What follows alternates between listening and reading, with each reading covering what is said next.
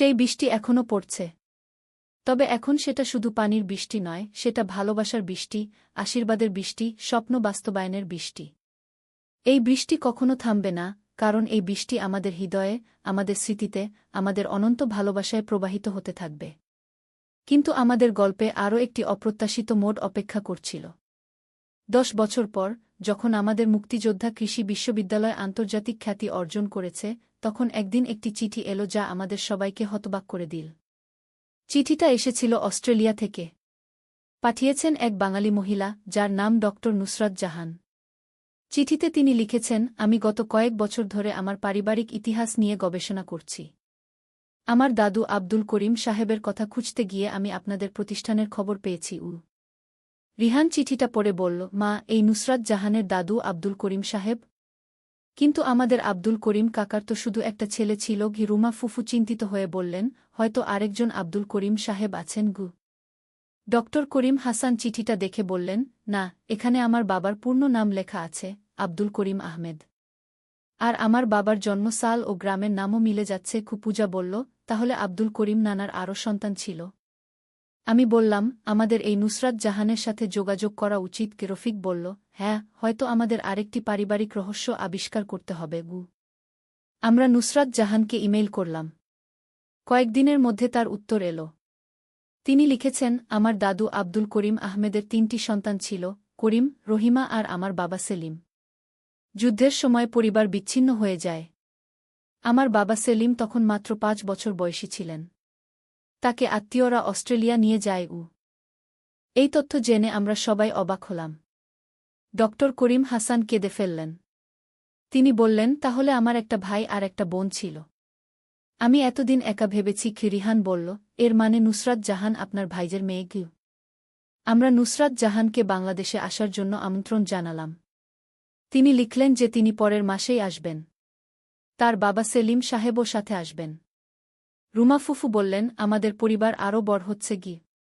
1 মাস পর নুসরাত জাহান আর তার বাবা সেলিম সাহেব ঢাকা বিমানবন্দরে এলেন।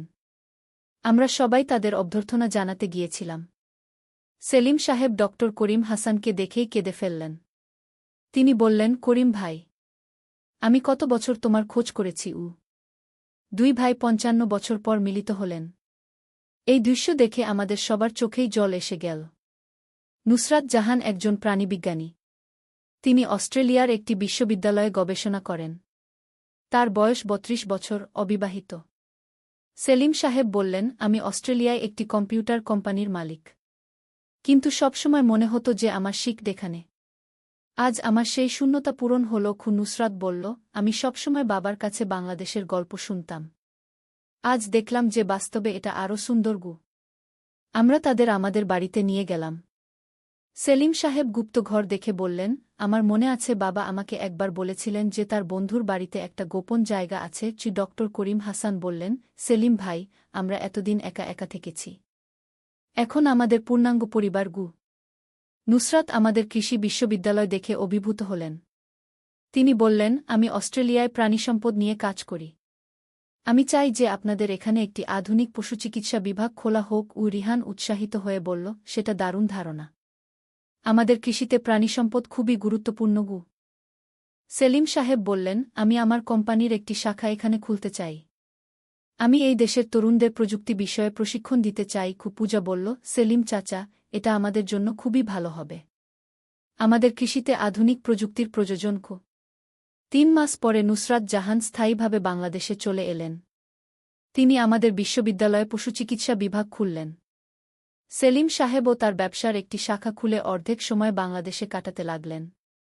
1 বছর পর আরেকটি আশ্চর্য ঘটনা ঘটল। নুসরাত জাহান এবং রিহানের মধ্যে ভালো বন্ধুত্ব হয়েছিল। তারা একসাথে কাজ করত এবং অনেক সময় কাটাত। ধীরে ধীরে তাদের মধ্যে ভালোবাসার সম্পর্ক গড়ে উঠল। রিহান একদিন আমার কাছে এসে বলল, মা, আমি নুসরাত আপার প্রেমে পড়েছি।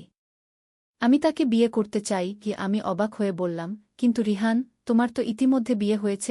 রিহান বলল, মা, আমার প্রথম স্ত্রী 3 বছর আগে মারা গিয়েছে। তুমি ভুলে গিয়েছ? আমি তখন মনে করলাম, হ্যাঁ, রিহানের প্রথম স্ত্রী কয়েক বছর আগে ক্যান্সারে মারা গিয়েছিল। তাদের একটি ছেলে আছে যে এখন 8 বছরের। আমি বললাম, তাহলে তো খুব ভালো। নুসরাত খুবই ভালো মেয়ে কি? রুমা ফুফু এই প্রস্তাবে খুশি হলেন। তিনি বললেন, এতে আমাদের পারিবারিক বন্ধন আরও শক্তিশালী হবে কি? ডক্টর করিম হাসান বললেন, আমার ভাইয়ের মেয়ে আর আমার ভাইসমান রিহানের বিয়ে হবে। এটা তো দারুণ ব্যাপার। সেলিম সাহেবও এই বিয়েতে সম্মতি দিলেন। তিনি বললেন, নুসরাত অনেক দিন ধরে একা। রিহান একটি ভালো ছেলে এবং আমাদের পরিবারের অংশ। নুসরাতও সম্মতি জানালেন। কয়েক মাস পর রিহান আর নুসরাতের বিয়ে হল। এটা ছিল আমাদের পরিবারের সবচেয়ে আনন্দের দিন। পূজা বলল, ভাইজা, এখন আমার একজন বিদেশি বুদি আছে। নুসরাত হেসে বলল, পূজা, আমি এখন পুরোপুরি বাঙালি। আমি বাংলা রান্নাও শিখে ফেলেছি। বিয়ের পর রিহান আর নুসরাত একসাথে কাজ করতে লাগল। তারা আমাদের বিশ্ববিদ্যালয়ে একটি গবেষণা কেন্দ্র স্থাপন করল। সেখানে কৃষি আর প্রাণিসম্পদ নিয়ে আধুনিক গবেষণা হতে লাগল। এদিকে পূজাও তার জীবনে একটি গুরুত্বপূর্ণ সিদ্ধান্ত নিল। সে ডক্টর করিম হাসানের পুত্র রায়ানকে বিয়ে করার প্রস্তাব দিল। রায়ান এই প্রস্তাবে সম্মতি জানাল। এভাবে আমাদের পরিবার আরও জটিল আর শক্তিশালী হল। পূজা আর রায়ানের বিয়ের পর আমাদের পরিবারে আমেরিকান সংস্কৃতির মিশ্রণ ঘটল। রায়ান বলল, আমি এখন বাংলাদেশকে আমার দেশ মনে করি। আমি এখানকার উন্নয়নে কাজ করতে চাই। পূজা বলল, আমরা একসাথে এই দেশকে এগিয়ে নিয়ে যাব। আমাদের বিশ্ববিদ্যালয় এখন দক্ষিণ এশিয়ার একটি প্রখ্যাত প্রতিষ্ঠান। এখানে 5টি দেশের শিক্ষার্থীরা পড়াশোনা করে। রিহান এখন উপাচার্য, নুসরাত পশুচিকিৎসা অনুষদের ডিন। পূজা কৃষি গবেষণায় পিএইচডি করেছে। রায়ান তথ্যপ্রযুক্তি বিভাগের প্রধান। একদিন আমি একা বসে এই দীর্ঘ যাত্রার কথা ভাবছিলাম। 20 বছর আগে একটা বৃষ্টির দিনে রিহানের একটা নিষ্পাপ কথা থেকে শুরু হয়ে আজ আমরা এখানে পৌঁছেছি। আমাদের ছোট পরিবার এখন একটা বিশাল আন্তর্জাতিক পরিবার। রুমা ফুফু এসে আমার পাশে বসলেন। তিনি এখন 65 বছরের, কিন্তু এখনও খুব সক্রিয়।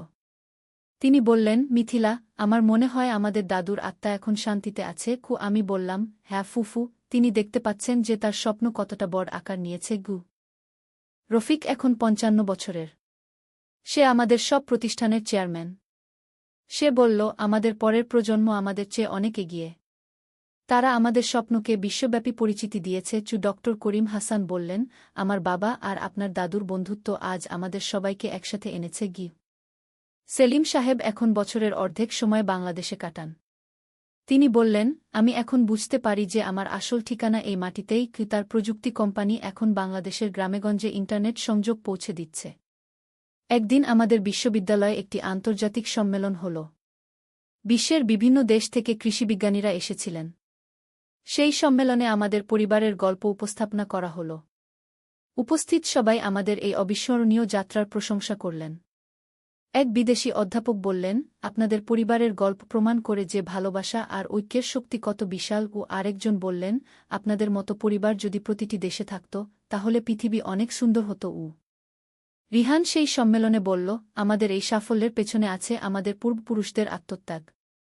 আমরা শুধু তাদের স্বপ্নের বাস্তবায়ন করেছি। নুসরাত বলল, আমাদের পরিবার প্রমাণ করেছে যে ভৌগোলিক সীমানা ভালোবাসাকে আটকাতে পারে না। পূজা বলল, আমাদের পরের প্রজন্ম এই ধারা অব্যাহত রাখবে। রায়ান বলল, আমরা প্রযুক্তি ব্যবহার করে এই বার্তা পুরো বিশ্বে পৌঁছে দিতে চাই। সেদিন রাতে আমরা সবাই মিলে আমাদের পুরানো বাড়ির ছাদে বসলাম। আকাশে তারা ভরা, মৃদু বাতাস বইছে।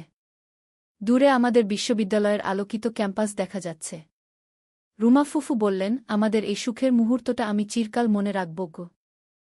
রিহানের ছেলে, এখন 12 বছরের, বলল, নানি, আমি বড় হয়ে আমাদের পরিবারের এই গল্প পুরো বিশ্বে ছড়িয়ে দিব। নুসরাতের পেটে এখন একটা বাচ্চা আছে।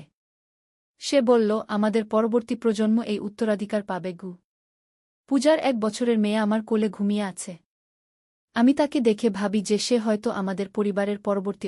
আমাদের মুক্তিযোদ্ধা কৃষি বিশ্ববিদ্যালয় এখন দেশের শীর্ষস্থানীয় বিশ্ববিদ্যালয়গুলোর একটি। আমাদের স্কুল এখন একটি পূর্ণাঙ্গ শিক্ষা ব্যবস্থা।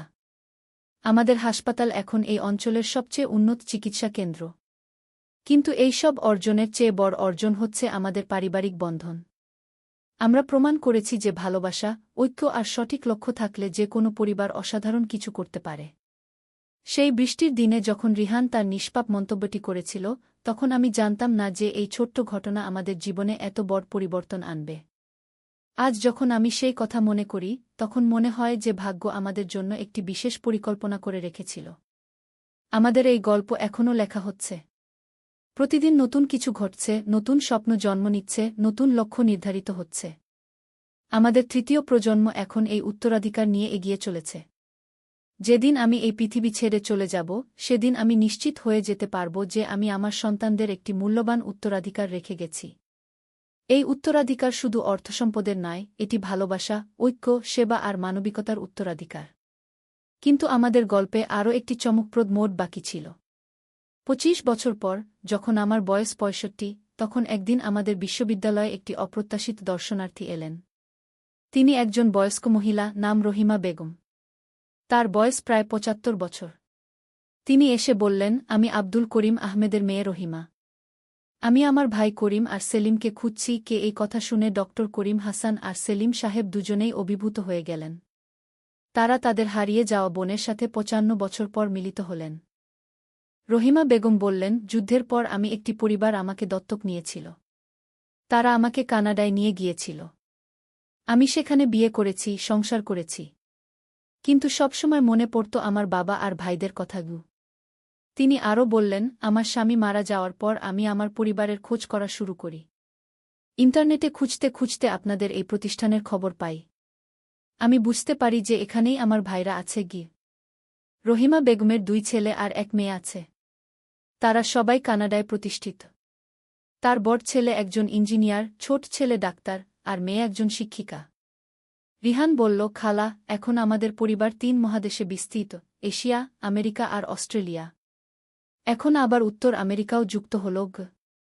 রহিমা বেগম বললেন, আমার সন্তানরাও বাংলাদেশে এসে তাদের শিখদের সাথে পরিচিত হতে চায়। নুসরাত বলল, খালা, আমরা সবাই মিলে একটা বিশাল পারিবারিক মিলনমেলা আয়োজন করি। পুরো বিশ্ব থেকে আমাদের পরিবারের সবাই এসে মিলিত হোক। এই প্রস্তাবে সবাই সম্মতি জানাল। আমরা ঠিক করলাম যে আগামী বছর আমাদের বিশ্ববিদ্যালয়ের ২৫তম প্রতিষ্ঠাবার্ষিকীর সময় আমরা একটি বিশ্ব পারিবারিক সম্মেলন আয়োজন করব। সেই সম্মেলনে আমাদের পরিবারের সদস্যরা ৪ মহাদেশ থেকে এসেছিল। আমেরিকা থেকে এসেছিল ডক্টর করিম হাসানের পরিবার। অস্ট্রেলিয়া থেকে এসেছিল সেলিম সাহেবের অন্যান্য আত্মীয়রা। কানাডা থেকে এসেছিল রহিমা বেগমের সন্তানরা। আর বাংলাদেশ থেকে ছিল আমাদের বিশাল পরিবার। সেই সম্মেলনে মোট ২৫০ জন উপস্থিত ছিল। সবাই আব্দুল করিম সাহেব আর হাফিজুর রহমানের বংশধর কিংবা তাদের সাথে সংযুক্ত। এটি ছিল এক অভূতপূর্ব দৃশ্য। সেই সম্মেলনে আমি একটি বক্তব্য দিয়েছিলাম।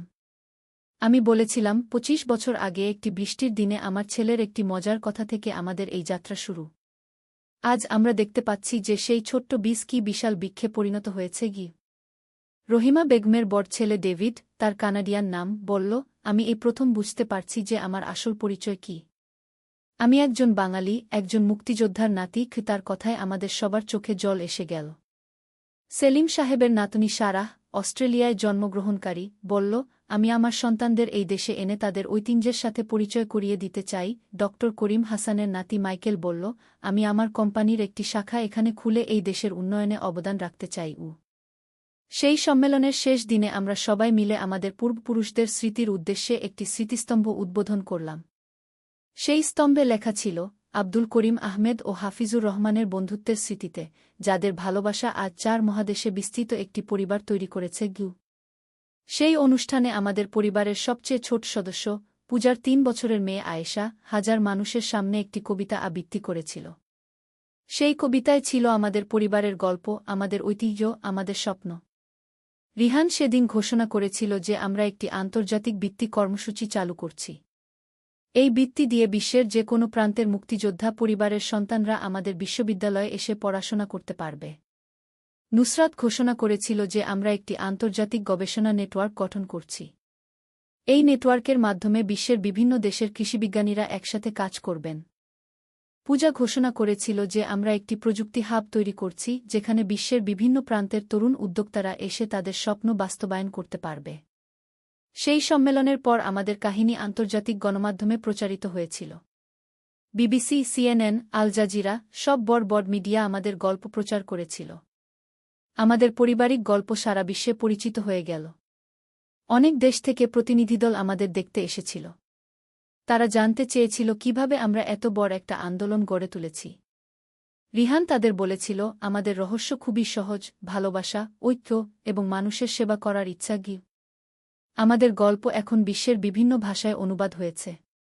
অনেক দেশে আমাদের গল্প অবলম্বনে সিনেমা, নাটক, বই তৈরি হয়েছে। আমাদের পরিবার আজ একটি প্রেরণার উৎস হয়ে দাঁড়িয়েছে।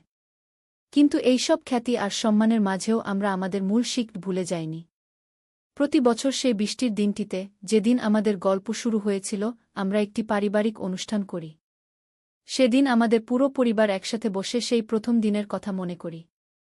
রিহান এখন 50 বছরের একজন প্রতিষ্ঠিত মানুষ। কিন্তু সেই দিনটিতে সে আবার সেই 19 বছরের ছেলে হয়ে যায় যে মজা করে বলেছিল যে আমাদের কাপড় দেখে স্বামী স্ত্রীর মতো লাগছে।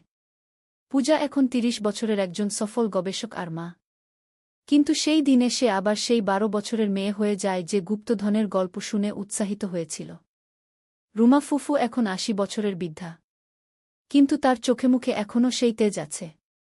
তিনি বলেন, আমি জীবনে যত সুখ পেয়েছি সবই পেয়েছি এই পরিবারে ফিরে আসার পর। ডক্টর করিম হাসান এখন 75 বছরের। তিনি বলেন, আমার বাবার সাথে দেখা হওয়া আর এই পরিবারের অংশ হওয়া আমার জীবনের সবচেয়ে বড় প্রাপ্তি। সেলিম সাহেব আর রহিমা বেগমও একই কথা বলেন।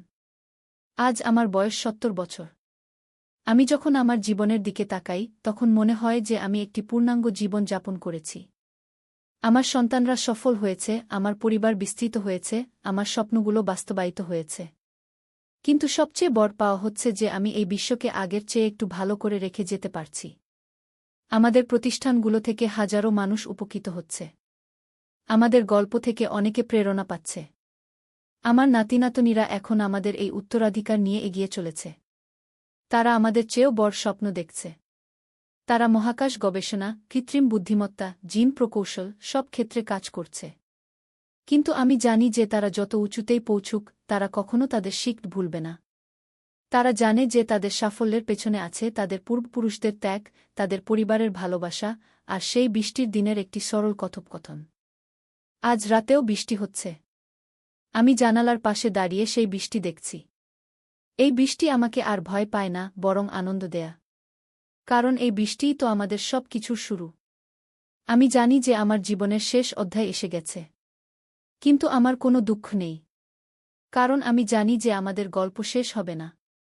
এই গল্প চলতে থাকবে আমার সন্তানদের মাধ্যমে, তাদের সন্তানদের মাধ্যমে এবং তার পরবর্তী প্রজন্মের মাধ্যমে। সেই বৃষ্টিও থামবে না। সেই বৃষ্টি চিরকাল বর্ষিত হতে থাকবে আমাদের হৃদয়ে, আমাদের স্মৃতিতে, আমাদের ভালোবাসায়। এই বৃষ্টি হচ্ছে আমাদের পারিবারিক বন্ধনের প্রতীক, আমাদের একতার নিদর্শন, আমাদের অনন্ত ভালোবাসার পরিচায়ক। আর যখনই কোনো নতুন প্রজন্ম আমাদের এই গল্প শুনবে, তখনই তারা বুঝবে যে পরিবার, ভালোবাসা আর ঐক্যের শক্তি কত অসীম। তারা বুঝবে যে একটি ছোট্ট শুরু থেকে কিভাবে একটি বিশাল স্বপ্ন বাস্তবায়িত হতে পারে। এভাবেই আমাদের গল্প অনন্তকাল ধরে চলতে থাকবে, ঠিক সেই বৃষ্টির মতো যা কখনো থামে না। কিন্তু জীবনে কখনো কখনো এমন কিছু ঘটে যা আমাদের সব পরিকল্পনা ওলটপালট করে দেয়া। আমার 70 বছর বয়সে এমনই একটি ঘটনা ঘটল। একদিন সকালে আমি হঠাৎ অসুস্থ হয়ে পড়লাম। ডক্টর করিম হাসান আমার চেক আপ করে বললেন যে আমার হার্টে সমস্যা হয়েছে। রিহান কান্নায় ভেঙে পড়ল। সে বলল, মা, তুমি আমাদের ছেড়ে যেতে পারো না। তুমি আমাদের পরিবারের কেন্দ্রবিন্দু। নুসরাত আমার হাত ধরে বলল, আম্মু, আমরা সবাই তোমার জন্য দোয়া করছি। পূজা বলল, মা, তুমি আমাদের সবচেয়ে বড় শক্তি। কিন্তু আমি জানতাম যে আমার সময় শেষ হয়ে আসছে।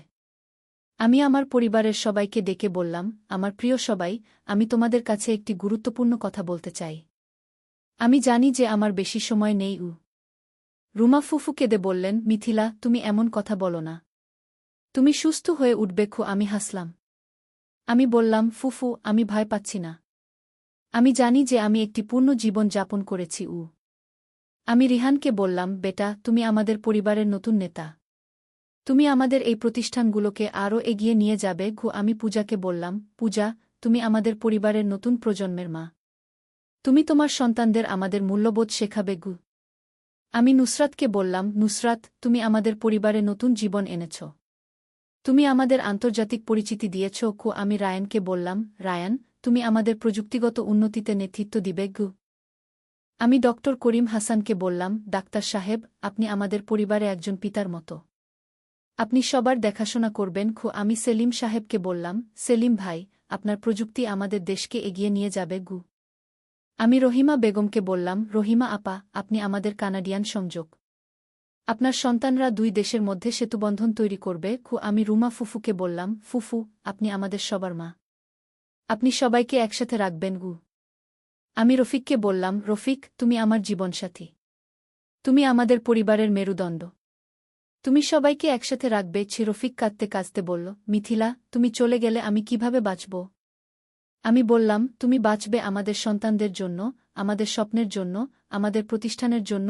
আমি সবাইকে বললাম, আমি চাই যে তোমরা আমার মৃত্যুতে দুঃখ না করে বরং আমাদের অর্জনগুলো নিয়ে গর্ব করো। আমার কথা শেষ হওয়ার কয়েক ঘণ্টা পরেই আমি শেষ নিঃশ্বাস ত্যাগ করলাম। আমার চোখের সামনে ভেসে উঠল সেই বৃষ্টির দিনের স্মৃতি, যেদিন থেকে আমাদের এই অসাধারণ যাত্রা শুরু হয়েছিল। আমার মৃত্যুর পর আমাদের পুরো পরিবার, আমাদের প্রতিষ্ঠানের সবাই, এমনকি সরকারের প্রতিনিধিরাও আমার জানাজায় অংশগ্রহণ করেছিল। হাজার হাজার মানুষ এসেছিল আমাকে শেষ বিদায় জানাতে।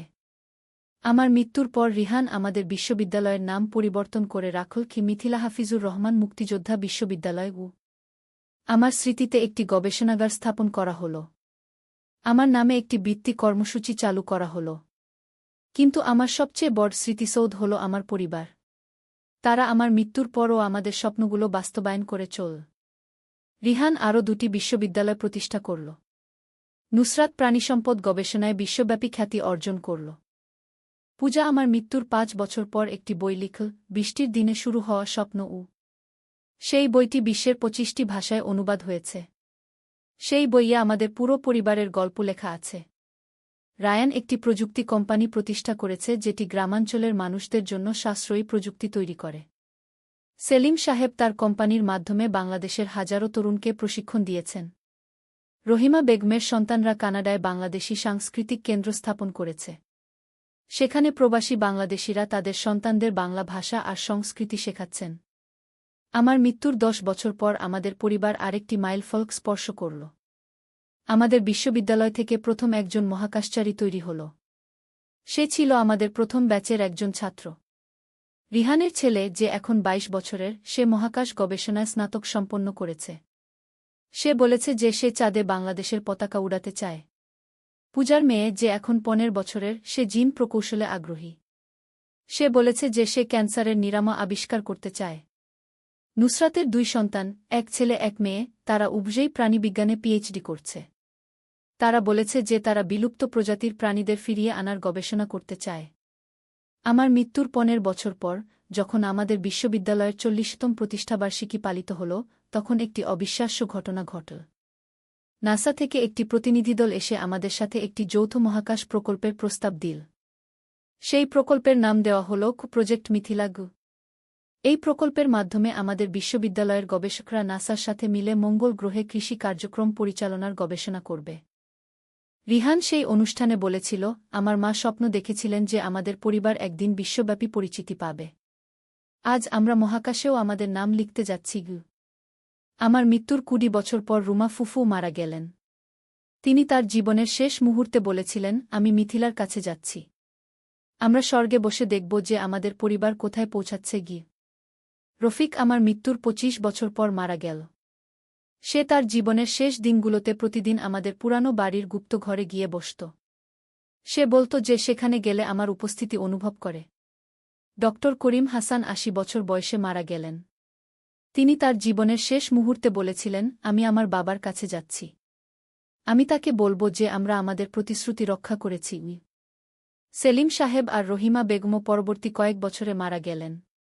কিন্তু তাদের সন্তানরা আমাদের পারিবারিক ঐতিহ্য অটুট রেখেছে। আমার মৃত্যুর 30 বছর পর আমাদের পরিবারের একজন সদস্য নোবেল পুরস্কার জিতল।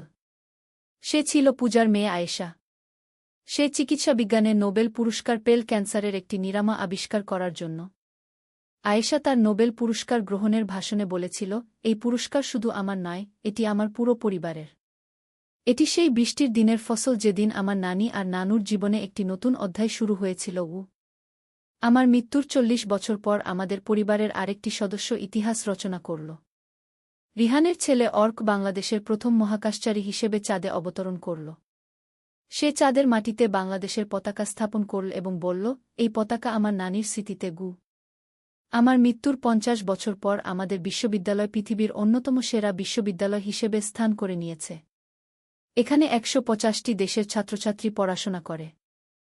আমাদের প্রতিষ্ঠিত হাসপাতাল এখন দক্ষিণ এশিয়ার সবচেয়ে উন্নত চিকিৎসা কেন্দ্র।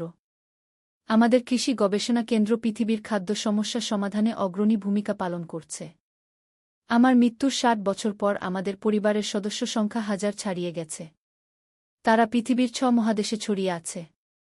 কিন্তু প্রতি বছর সেই বৃষ্টির দিনে, যেদিন আমাদের গল্প শুরু হয়েছিল, তারা সবাই অনলাইনে জড়ো হয় এবং আমাদের পরিবারের ইতিহাস স্মরণ করে। এই বার্ষিক অনুষ্ঠানের নাম বৃষ্টি দিবস। এই দিনে তারা সেই প্রথম দিনের গল্প শোনে, আমাদের পূর্বপুরুষদের স্মরণ করে এবং পরবর্তী বছরের লক্ষ্য নির্ধারণ করে। আমার মৃত্যুর ৭০ বছর পর, যখন পৃথিবীতে অনেক পরিবর্তন এসেছে, তখনও আমাদের পরিবারের মূল্যবোধগুলো অটুট আছে। ভালোবাসা, ঐক্য, সেবা আর মানবিকতা, এই ৪ স্তম্ভের উপর দাঁড়িয়ে আছে আমাদের বিশাল পরিবার। আমার প্রপৌত্রী মারিয়া, যে এখন আমাদের পরিবারের নেত্রী, সে একবার বলেছিল, আমাদের পরিবারের শক্তি এই যে আমরা কখনো আমাদের শিখ ভুলি না। আমরা জানি যে আমাদের সাফল্যের পেছনে আছে সেই বৃষ্টির দিনের একটি সরল কথোপকথন। আজ যখন আমি স্বর্গ থেকে আমার পরিবারকে দেখি, তখন আমার মন গর্বে ভরে যায়। আমার সেই ছোট্ট পরিবার আজ একটি বিশ্বব্যাপী আন্দোলন। আমার সন্তানরা, নাতিনাতনীরা, প্রপৌত্র-প্রপৌত্রীরা, তারা সবাই আমাদের স্বপ্নকে নিয়ে এগিয়ে চলেছে। আমার সবচেয়ে বড় আনন্দ এই যে তারা কেউ আমাদের মূল মন্ত্র ভুলে যায়নি, পরিবার প্রথম, সেবা পরে, আর ভালোবাসা সর্বোপরি, কি এই মন্ত্র নিয়েই তারা এগিয়ে চলেছে। সেই বৃষ্টিও এখনও থেমে নেই। প্রতিটি প্রজন্মের জীবনে একটা না একটা বৃষ্টির দিন আসে, যেদিন তাদের জীবনে নতুন কিছুর সূচনা হয়। এই বৃষ্টি আমাদের পরিবারের প্রতীক, আমাদের একতার নিদর্শন। আর আমি এখন আমার দাদু হাফিজুর রহমান, আব্দুল করিম সাহেব, রুমা ফুফু, রফিকদের সাথে স্বর্গে বসে আমাদের পরিবারের উন্নতি দেখছি। আমরা প্রতিদিন গর্ব করি যে আমাদের একটি ছোট্ট স্বপ্ন আজ বিশ্বজুড়ে ছড়িয়ে আছে। আর সেই গল্প, যা শুরু হয়েছিল একটি বৃষ্টির দিনে, একটি সরল কথোপকথনে, আজও চলমান। সেই গল্প চলবে যতদিন পৃথিবীতে ভালোবাসা থাকবে, যতদিন পরিবার থাকবে, যতদিন মানুষের মধ্যে স্বপ্ন দেখার ক্ষমতা থাকবে। এই গল্পের কোনো শেষ নেই, কারণ ভালোবাসার কোনো শেষ নেই। এই গল্প অনন্তকাল ধরে চলতে থাকবে, নতুন নতুন অধ্যায় যোগ করে, নতুন নতুন স্বপ্ন নিয়ে, নতুন নতুন আশা নিয়ে। আর সেই বৃষ্টিও চলতে থাকবে প্রতিটি প্রজন্মের হৃদয়ে, প্রতিটি পরিবারের ভালোবাসায়। সকাল থেকে টানা বৃষ্টি হচ্ছে। কাল ধোয়া কাপড় শুকায় না। ছেলে বলল, মা, রুমে হিটার চালিয়ে কাপড় শুকাই। রুমে কাপড়ের দড়ি টাঙিয়ে সব কাপড় ঝুলিয়ে দিলাম। ছেলের গেঞ্জি আর আমার ব্লাউজ পাশাপাশি ঝুলছে। সে হেসে বলল, দেখ মা, আমাদের কাপড়গুলো দেখে মনে হচ্ছে স্বামী স্ত্রীর। আমি বললাম, কি বকিস? সে আমার কাছে এসে বলল, মা, সত্যিই তো। তোর সাথে আমার সব কিছু মিলে যায়। তুই আমার স্ত্রী হয়ে যা। আমরা দুজনের কাপড় চোপড় সব একসাথে ধুব, একসাথে শুকাব। বৃষ্টির টাপুর টুপুর শব্দ আর ভেজা কাপড়ের গন্ধে ভরা ঘরে আমার মন কেমন যেন অস্থির হয়ে উঠল। এই গল্পটি সম্পূজা উৎসাহিত হয়ে বলল, তাহলে আমরা সবাই মিলে এই সম্পদের মালিক। কিন্তু চিঠিতে আরও লেখা ছিল, এই সম্পদ শুধু নিজেদের জন্য ব্যবহার করা যাবে না। এটা দিয়ে সমাজের কল্যাণ করতে হবে। মুক্তিযোদ্ধাদের পরিবারদের সাহায্য করতে হবে। গরিব ছেলেমেয়েদের পড়াশোনার ব্যবস্থা করতে হবে। রুমা ফুফু চোখ মুছে বললেন, তোমার দাদু সত্যিই একজন মহান মানুষ ছিলেন। তিনি জানতেন যে প্রকৃত সুখ অন্যের সেবায়। রফিক বলল, আমরা দাদুর ইচ্ছা পূরণ করব। এই সম্পদ দিয়ে আমাদের এলাকায় একটা স্কুল বানাব। আমি বললাম, হ্যাঁ, আর রুমা ফুফু সেই স্কুলের প্রধান শিক্ষিকা হবেন। রুমা ফুফু কেঁদে ফেললেন। তিনি বললেন, এতদিন পর আমি আবার পরিবারের সাথে থাকতে পারব এবং আমার প্রিয় কাজও করতে পারব। রিহান বলল, মা, আজকে যে কথাটা দিয়ে সব শুরু হয়েছিল, সেটা এখন মনে পড়লে হাসি পায়। আমি তো মজা করেই বলেছিলাম যে আমাদের কাপড় দেখে স্বামী স্ত্রীর মতো লাগছে। আমি হেসে বললাম, কিন্তু সেই কথাটাই আমাদের এই অ্যাডভেঞ্চারের দিকে নিয়ে গেছে। পূজা বলল, আমি এখন বুঝতে পারছি যে কেন আমার শিক্ষিকা গুপ্তধনের গল্প বলেছিলেন। হয়তো তিনি জানতেন যে আমাদের বাড়িতে সত্যিই গুপ্তধন আছে। রুমা ফুফু বললেন, পূজা, তোমার শিক্ষিকা হয়তো আমার পুরানো বান্ধবী রীতা। আমি তাকে অনেক আগে আমাদের পরিবারের গল্প বলেছিলাম। আমরা সবাই অবাক হলাম। দেখা গেল যে সব কিছুই একটা অপরটার সাথে জড়িত। রীতা শিক্ষিকা জেনেশুনেই পূজাকে গুপ্তধনের গল্প বলেছিলেন, যাতে আমরা খোঁজাখুঁজি শুরু করি এবং রুমা ফুফুকে খুঁজে পাই। পরের দিন সকালে আমরা রীতা শিক্ষিকার সাথে দেখা করতে গেলাম। তিনি আমাদের দেখে হেসে বললেন, তোমরা অবশেষে রহস্য সমাধান করে ফেলেছ। রুমা ফুফু তাকে জড়িয়ে ধরলেন। রীতা শিক্ষিকা বললেন, রুমা, আমি জানতাম যে একদিন তোমার পরিবার তোমাকে খুঁজে পাবে। রিহান জিজ্ঞেস করল, আন্টি, আপনি কি জানতেন যে আমাদের বাড়িতে গুপ্তধন আছে? রীতা শিক্ষিকা বললেন, হ্যাঁ রিহান, তোমার দাদু আমার বাবার বন্ধু ছিলেন। তিনি আমার বাবাকে বলেছিলেন যে তিনি একটা পরীক্ষা তৈরি করেছেন যাতে তার পরিবার একসাথে হতে পারে। পূজা বলল, তাহলে দাদু জানতেন যে রুমা ফুফু একা আছেন? রীতা শিক্ষিকা বললেন, হ্যাঁ পূজা, তোমার দাদু শেষ জীবনে অনুশোচনা করতেন। তিনি রুমাকে বাড়ি থেকে পাঠানোর জন্য অনুতাপ করতেন। তাই তিনি এই পরিকল্পনা করেছিলেন যাতে একদিন পরিবার আবার একসাথে হতে পারে। আমার চোখে জল এসে গেল।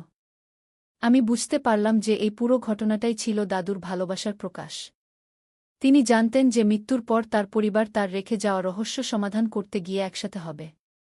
রফিক বলল, আমার বাবা সত্যিই একজন অসাধারণ মানুষ ছিলেন। তিনি তার ভুল শুধরানোর জন্য এমন একটা পরিকল্পনা করেছিলেন। রুমা ফুফু বললেন, বাবা আমাকে ক্ষমা করে দিয়েছেন। এখন আমি আবার পরিবারের সাথে আছি। সেদিন বিকেলে আমরা সবাই মিলে ঠিক করলাম যে আমরা একটা বড় স্কুল বানাব। সেই স্কুলে গরিব ছেলেমেয়েরা বিনামূল্যে পড়াশোনা করতে পারবে। রুমা ফুফু সেখানে প্রধান শিক্ষিকার কাজ করবেন। রীতা শিক্ষিকাও আমাদের সাথে যোগ দিতে রাজি হলেন। রিহান বলল, মা, আমি কলেজের পড়াশোনা শেষ করে এই স্কুলে শিক্ষকতা করব। পূজা বলল, আমিও বড় হয়ে এখানে পড়াব। আমি গর্ব অনুভব করলাম যে আমার সন্তানরা এত ভালো চিন্তাভাবনা রাখে। কয়েক সপ্তাহের মধ্যে আমরা জমি কিনে স্কুল নির্মাণের কাজ শুরু করে দিলাম। পুরো এলাকার লোকজন আমাদের সাহায্য করতে এগিয়ে এলো। অনেক মুক্তিযোদ্ধা পরিবারও আমাদের সাথে যোগ দিলেন। একদিন রিহান আমার কাছে এসে বলল, মা, তুমি কি জানো যে আমাদের এই অ্যাডভেঞ্চার আমার জীবনে কত বড় পরিবর্তন এনেছে?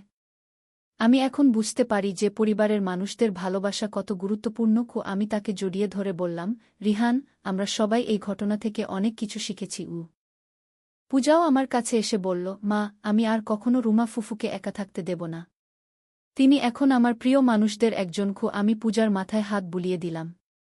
তার এই কথায় আমার মন ভরে গেল। রুমা ফুফু প্রতিদিন আমাদের সাথে খাবার খেতেন। তিনি বলতেন, এত বছর পর আমি আবার পারিবারিক খাবারের স্বাদ পাচ্ছি। রফিক বলত, রুমা, তুমি আর কখনো একা থাকবে না। এই বাড়ি তোমারও। স্কুল নির্মাণের কাজ চলাকালীন একদিন একটা অদ্ভুত ঘটনা ঘটল। খননের সময় মাটির নিচ থেকে আরও একটা বাক্স পাওয়া গেল। সেই বাক্সে ছিল আরও অনেক পুরানো দলিলপত্র আর ছবি। রিহান বলল, মনে হচ্ছে দাদুর আরও অনেক গোপন রহস্য আছে। বাক্সের ভেতর একটা চিঠি ছিল যাতে লেখা, যদি তোমরা এই চিঠি পড়ে থাকো তাহলে বুঝতে হবে যে তোমরা সত্যিই আমার যোগ্য উত্তরাধিকারী। এই জমিতে একসময় আমাদের পূর্বপুরুষদের একটা বড় বাগান ছিল। সেই বাগানে তারা গোপনে মুক্তিযোদ্ধাদের আশ্রয় দিতেন। পূজা উৎসাহিত হয়ে বলল, তাহলে আমাদের স্কুলের জায়গাটাও ঐতিহাসিক। রুমা ফুফু বললেন, আমার মনে আছে বাবা বলতেন যে এই জমিতে অনেক ত্যাগী মানুষের স্মৃতি আছে। রফিক বলল, তাহলে আমরা এখানে একটা স্মৃতিস্তম্ভ তৈরি করব। আমি বললাম, আমাদের স্কুলের নাম হবে মুক্তিযোদ্ধা স্মৃতি বিদ্যালয়। সবাই এই প্রস্তাবে সম্মতি জানাল। রীতা শিক্ষিকা বললেন, এই নামটা সত্যিই চমৎকার। স্কুল তৈরি হওয়ার পর প্রথম দিন ভর্তি হল 50টি ছেলে মেয়ে। তাদের মধ্যে অনেকেই ছিল মুক্তিযোদ্ধাদের সন্তান বা নাতিনাতনি। রুমা ফুফু খুশিতে কেঁদে ফেললেন। তিনি বললেন, আজ আমার জীবনের সবচেয়ে খুশির দিন। রিহান স্কুলে এসে ছোট ছেলে মেয়েদের পড়াত। পূজা তার বন্ধুদের নিয়ে এসে বড়দের সাহায্য করত। আমি রান্না-বান্নার কাজে সাহায্য করতাম। রফিক প্রশাসনিক কাজগুলো দেখাশোনা করত। একদিন একটা বৃদ্ধ লোক আমাদের স্কুলে এলেন। তিনি বললেন, আমি একজন পুরানো মুক্তিযোদ্ধা। আমি শুনেছি যে এখানে মুক্তিযোদ্ধাদের সম্মানে একটা স্কুল তৈরি হয়েছে। রুমা ফুফু তাকে সম্মানের সাথে অভ্যর্থনা জানালেন। তিনি বললেন, কাকা, এই স্কুলে আপনাদের মতো মুক্তিযোদ্ধারাই আমাদের প্রেরণা। সেই বৃদ্ধ লোক বললেন, তোমরা যে কাজটা করেছ সেটা সত্যিই প্রশংসনীয়। আমরা যে স্বপ্ন দেখেছিলাম সেই স্বপ্ন তোমরা বাস্তবায়ন করছ। তার কথায় আমাদের সবার চোখে জল এসে গেল। পূজা বলল, নানা, আপনি আমাদের যুদ্ধের গল্প বলুন। সেই বৃদ্ধ লোক স্কুলের ছেলেমেয়েদের সাথে বসে তার যুদ্ধের অভিজ্ঞতা বললেন। সবাই মন দিয়ে শুনো। রিহান বলল, নানা, আপনি নিয়মিত আমাদের স্কুলে আসবেন এবং ছেলেমেয়েদের দেশপ্রেমের গল্প বলবেন। বৃদ্ধ লোক সম্মতি জানালেন। তিনি বললেন, আমি খুশি হব যদি আমার অভিজ্ঞতা তোমাদের কাজে লাগে। এভাবে আমাদের স্কুল ধীরে ধীরে এলাকার একটা গুরুত্বপূর্ণ প্রতিষ্ঠান হয়ে উঠল। অনেক মানুষ আমাদের সাহায্য করতে এগিয়ে এলো। কিছু ব্যবসায়ী আর্থিক সাহায্য করলেন। কিছু শিক্ষিত মানুষ বিনামূল্যে পড়ানোর জন্য এগিয়ে এলেন। একদিন রিহান আমাকে বলল, মা, তুমি জানো, আমার একটা স্বপ্ন আছে। আমি চাই যে আমাদের এই ছোট স্কুল একদিন একটা বিশ্ববিদ্যালয় হয়ে উঠুক। আমি তাকে উৎসাহ দিয়ে বললাম, রিহান, তোমার স্বপ্ন অবশ্যই পূরণ হবে, কিন্তু তার জন্য অনেক পরিশ্রম করতে হবে। পূজাও বলল, ভাইয়া, আমি তোমার সাথে আছি। আমরা একসাথে এই স্বপ্ন পূরণ করব। রুমা ফুফু বললেন, তোমাদের দেখে আমার মনে হয় যে তোমরা সত্যিই অসাধ্য সাধন করতে পারবে। রফিক বলল, আমাদের পরিবারের এই ঐক্য আর উদ্দেশ্য দেখে আমার বাবার আত্মা শান্তি পাবে। তিনি চেয়েছিলেন যে আমরা সবাই মিলে সমাজের কল্যাণ করি। আমি বললাম, হ্যাঁ, আমরা দাদুর স্বপ্ন পূরণ করেছি। বছর খানেকের মধ্যে আমাদের স্কুলে 2 শতাধিক ছেলেমেয়ে ভর্তি হল। আমাদের আরও শিক্ষক নিযোগ দিতে হল। স্কুলে একটা লাইব্রেরি, কম্পিউটার ল্যাব আর বিজ্ঞান গবেষণাগার তৈরি করলাম। রিহান কলেজের পড়াশোনা শেষ করে পুরোপুরি স্কুলের কাজে মন দিল। সে বলল, মা, আমি আর উচ্চশিক্ষার জন্য বাইরে যেতে চাই না। আমি এখানেই থেকে আমাদের স্কুলকে বড় করতে চাই। আমি তার সিদ্ধান্তে গর্বিত হলাম। পূজাও স্কুলের কাজে খুব উৎসাহী হয়ে উঠল।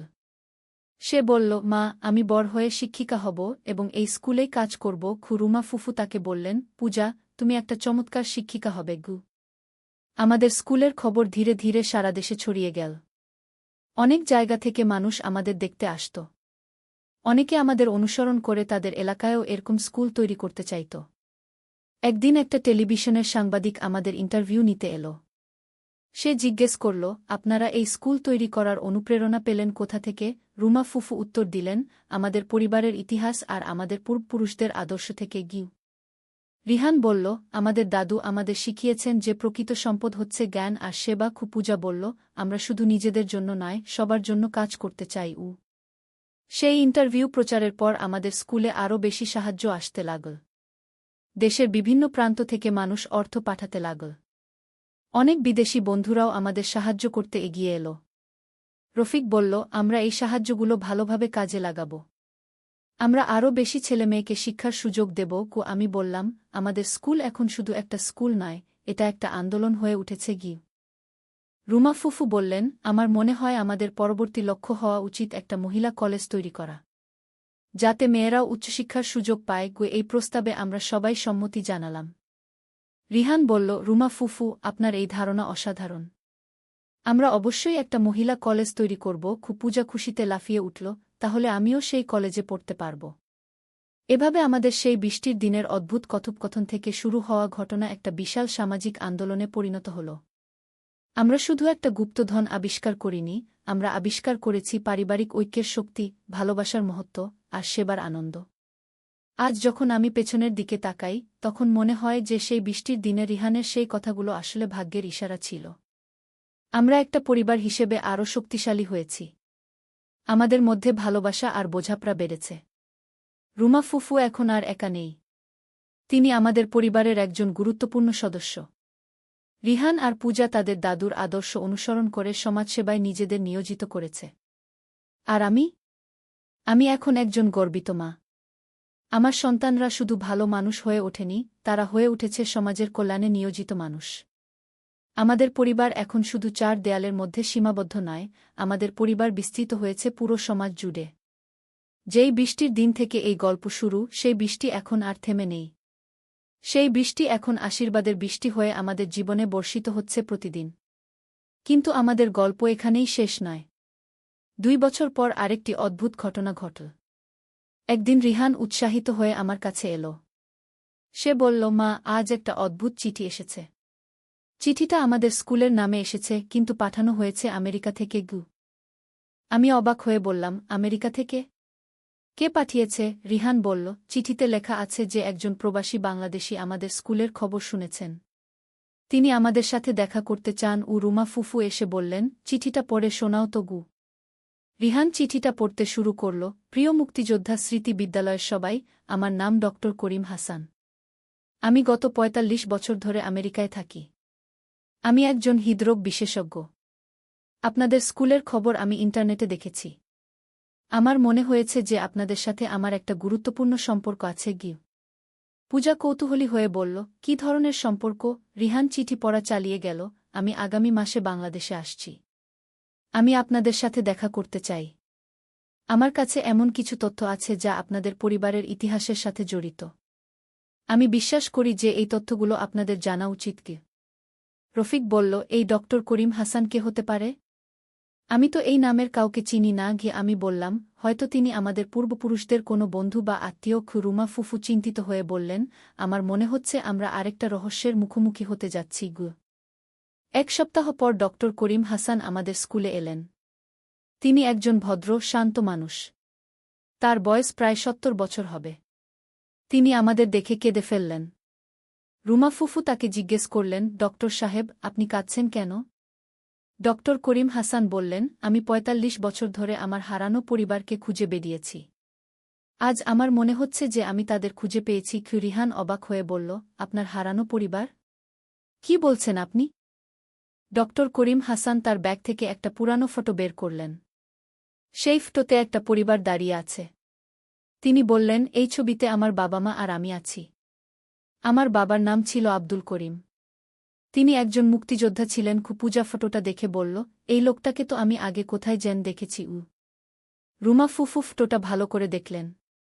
হঠাৎ তার চোখ বড় হয়ে গেল। তিনি বললেন, আমার মনে হচ্ছে এই ছবির লোকটি আমাদের দাদুর বন্ধু ছিল। রফিক বলল, সত্যি? তাহলে ডক্টর সাহেব আমাদের পরিবারের সাথে সংযুক্ত? ডক্টর করিম হাসান বললেন, হ্যাঁ, আমার বাবা আপনাদের দাদুর সাথে যুদ্ধে অংশগ্রহণ করেছিলেন। যুদ্ধের পর আমার বাবা নিখোঁজ হয়ে যান। আমি তখন মাত্র ১৫ বছরের। আমার মা আমাকে নিয়ে আত্মীয়ের বাড়িতে থাকতে শুরু করেন। পরে আমি পড়াশোনা করে আমেরিকায় চলে যাই। আমি বললাম, তাহলে আপনি এতদিন আপনার বাবার খোঁজ করছিলেন? ডক্টর করিম হাসান বললেন, হ্যাঁ, কিন্তু কোনো সন্ধান পাইনি। আমি ভেবেছিলাম তিনি যুদ্ধে শহীদ হয়েছেন। কিন্তু গত মাসে আমি আপনাদের স্কুলের খবর দেখে বুঝতে পারি যে আমার বাবার বন্ধুদের পরিবার এখনও আছে। রিহান বলল, ডক্টর সাহেব, আপনি কি আমাদের দাদুর গুপ্তঘরের কথা জানেন? ডক্টর করিম হাসান অবাক হয়ে বললেন, গুপ্তঘর? আমার বাবা বলতেন যে আপনাদের দাদু একটা গোপন জায়গা তৈরি করেছেন। কিন্তু সেটা কি ধরনের জায়গা আমি জানি না। রুমা ফুফু বললেন, ডক্টর সাহেব, আপনি আমাদের সাথে বাড়িতে চলুন। আমরা আপনাকে সব কিছু দেখাব। ডক্টর করিম হাসান সম্মতি জানালেন। তিনি বললেন, আমি এত বছর পর আমার বাবার বন্ধুদের বাড়িতে যেতে পারব, এটা আমার জন্য একটা স্বপ্নের মতো। বাড়িতে এসে আমরা ডক্টর করিম হাসানকে গুপ্তঘর দেখালাম। তিনি সেখানে ঢুকে অনেকক্ষণ চুপ করে দাঁড়িয়ে রইলেন। তারপর তিনি বললেন, এই জায়গায় আমার বাবা এসেছিলেন। আমার মনে পড়ছে তিনি বলেছিলেন যে তার বন্ধু একটা নিরাপদ জায়গা তৈরি করেছে। পূজা বলল, ডক্টর সাহেব, আপনার বাবার কি হয়েছিল সেটা কি আপনি জানেন? ডক্টর করিম হাসান মাথা নাড়লেন, না পূজা, আমি জানি না। তবে আমার কাছে একটা গুরুত্বপূর্ণ কাগজ আছে যা হয়তো আপনাদের কাজে লাগবে। তিনি তার ব্যাগ থেকে একটা পুরানো খাতা বের করলেন। তিনি বললেন, এই খাতায় আমার বাবা যুদ্ধের সময়ের অনেক ঘটনা লিখে রেখেছিলেন। এই খাতায় আপনাদের দাদুর অনেক কীর্তিকাহিনী আছে। রিহান উৎসাহিত হয়ে বলল, দেখি কি লেখা আছে। ডক্টর করিম হাসান খাতা খুলে পড়তে শুরু করলেন। ১৭ ডিসেম্বর ১৯৭১। আজ আমার বন্ধু হাফিজুর রহমান একটা গুরুত্বপূর্ণ কাজ করেছে। সে তার বাড়িতে একটা গোপন ভল্ট তৈরি করেছে যেখানে আমাদের গুরুত্বপূর্ণ দলিলপত্র আর অস্ত্র লুকিয়ে রাখা হবে। রফিক বলল, হাফিজুর রহমান? সেটা তো আমার দাদুর নাম। ডক্টর করিম হাসান বললেন, হ্যাঁ, আপনার দাদু আমার বাবার সবচেয়ে ভালো বন্ধু ছিলেন। তিনি পড়া চালিয়ে গেলেন, হাফিজুর রহমান বলেছে যে যদি আমাদের কিছু হয় তাহলে আমাদের পরিবারের লোকেরা যেন এই গোপন জায়গা খুঁজে বের করে। আমি বললাম, তাহলে আমাদের দাদু জানতেন যে যুদ্ধে তার বন্ধুদের কিছু হতে পারে? রুমা ফুফু বললেন, দাদু সত্যিই দূরদর্শী ছিলেন। তিনি ভবিষ্যতের কথা ভেবে সব ব্যবস্থা করে রেখেছিলেন। ডক্টর করিম হাসান আরও পড়লেন, আমি হাফিজুর রহমানকে প্রতিশ্রুতি দিয়েছি যে যদি আমি বেঁচে থাকি তাহলে আমি তার পরিবারের দেখাশোনা করব। কিন্তু যদি আমি মারা যাই তাহলে সে আমার পরিবারের দেখাশোনা করবে। এই কথা শুনে আমাদের সবার চোখে জল এসে গেল। পূজা বলল, তাহলে আপনার বাবা যুদ্ধে শহীদ হয়েছিলেন? ডক্টর করিম হাসান বললেন, আমি তাই মনে করতাম। কিন্তু এই খাতার শেষ পাতায় আরেকটি রহস্য আছে। তিনি খাতার শেষ পাতা খুললেন। সেখানে লেখা ছিল, যদি আমি নিখোঁজ হয়ে যাই তাহলে আমার ছেলে করিমকে বলে দিও যে আমি চট্টগ্রামের একটা গ্রামে লুকিয়ে আছি। রিহান অবাক হয়ে বলল, তাহলে আপনার বাবা হয়তো এখনও জীবিত। ডক্টর করিম হাসান কেঁদে ফেললেন। তিনি বললেন, আমি এত বছর ভেবেছি তিনি মারা গেছেন। কিন্তু হয়তো তিনি আমাকে খুঁজছেন গু। আমি বললাম, ডক্টর সাহেব, আমরা আপনাকে আপনার বাবাকে খুঁজে পেতে সাহায্য করব। রুমা ফুফু বললেন, হ্যাঁ, আমাদের দাদুর বন্ধুকে আমরা অবশ্যই খুঁজে বের করব। রফিক বলল, আমাদের পরিবারের একটা দায়বদ্ধতা আছে গিউ। পরের দিন আমরা সবাই মিলে চট্টগ্রামে যাওয়ার পরিকল্পনা করলাম। ডক্টর করিম হাসান বললেন, আমার কাছে সেই গ্রামের নাম আছে। গ্রামটির নাম কক্সবাজার জেলার একটা ছোট গ্রাম। রিহান বলল, আমরা সবাই একসাথে যাব। হয়তো আমরা আপনার বাবাকে খুঁজে পেতে পারব। আমরা একটা মাইক্রোবাস ভাড়া করে চট্টগ্রামের দিকে রওনা দিলাম। পথে ডক্টর করিম হাসান আমাদের তার আমেরিকার জীবনের গল্প বললেন। তিনি বললেন, আমি আমেরিকায় বিয়ে করেছি। আমার 2 সন্তান আছে। কিন্তু সবসময় আমার মনে একটা শূন্যতা ছিল। আমি জানতাম যে আমার শিকট এই মাটিতে গু। পূজা বলল, ডক্টর সাহেব, আপনার সন্তানরা কি বাংলাদেশে আসতে চায়? ডক্টর করিম হাসান বললেন, তারা আমেরিকাতেই জন্মেছে। তাদের কাছে বাংলাদেশ একটা গল্পের মতো। কিন্তু আমি চাই যে তারা তাদের শিকট চিনুক। 4 ঘণ্টা যাত্রার পর আমরা সেই গ্রামে পৌঁছালাম। গ্রামটা বেশ ছোট, প্রায় 50টা বাড়ি। আমরা গ্রামের মানুষদের জিজ্ঞেস করতে শুরু করলাম। একজন বৃদ্ধ লোক বললেন, আব্দুল করিম? হ্যাঁ, এই নামের একজন লোক এই গ্রামে থাকেন। তিনি গ্রামের শেষ প্রান্তে একা থাকেন। রিহান উৎসাহিত হয়ে বলল, চলুন তাড়াতাড়ি সেখানে যাই। কি ডক্টর করিম হাসানের হাত কাঁপছিল। তিনি বললেন, আমি প্রায় 50 বছর পর আমার বাবার সাথে দেখা করতে যাচ্ছি। রুমা ফুফু তার হাত ধরে সান্ত্বনা দিলেন। আমরা গ্রামের শেষ প্রান্তে একটা ছোট টিনের বাড়ির সামনে পৌঁছালাম। বাড়ির সামনে একজন বৃদ্ধ লোক চেয়ারে বসে আছেন। ডক্টর করিম হাসান তাকে দেখেই কেঁদে ফেললেন। তিনি দৌড়ে গিয়ে সেই বৃদ্ধ লোকের কাছে গিয়ে বললেন, বাবা, আমি করিম। আপনার ছেলে করিম গে। বৃদ্ধ লোকটি প্রথমে অবাক হলেন, তারপর তিনিও কেঁদে ফেললেন। তিনি ডক্টর করিম হাসানকে জড়িয়ে ধরলেন। তিনি বললেন, করিম, আমার ছেলে, তুমি এতদিন কোথায় ছিলে? আমি তোমার জন্য প্রতিদিন অপেক্ষা করেছি। এই দৃশ্য দেখে আমাদের সবার চোখে জল এসে গেল। আব্দুল করিম সাহেব আমাদের সবাইকে তার বাড়িতে নিয়ে গেলেন। তিনি বললেন, করিম, তুমি কি জানো যে আমি প্রতিদিন এই গ্রামের রাস্তায় দাঁড়িয়ে তোমার জন্য অপেক্ষা করতাম?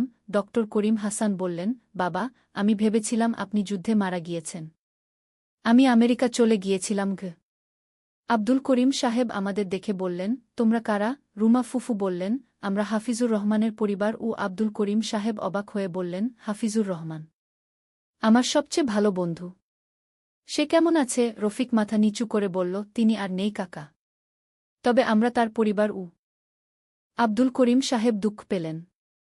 তিনি বললেন, হাফিজুর রহমান ছিল আমার ভাই সমান।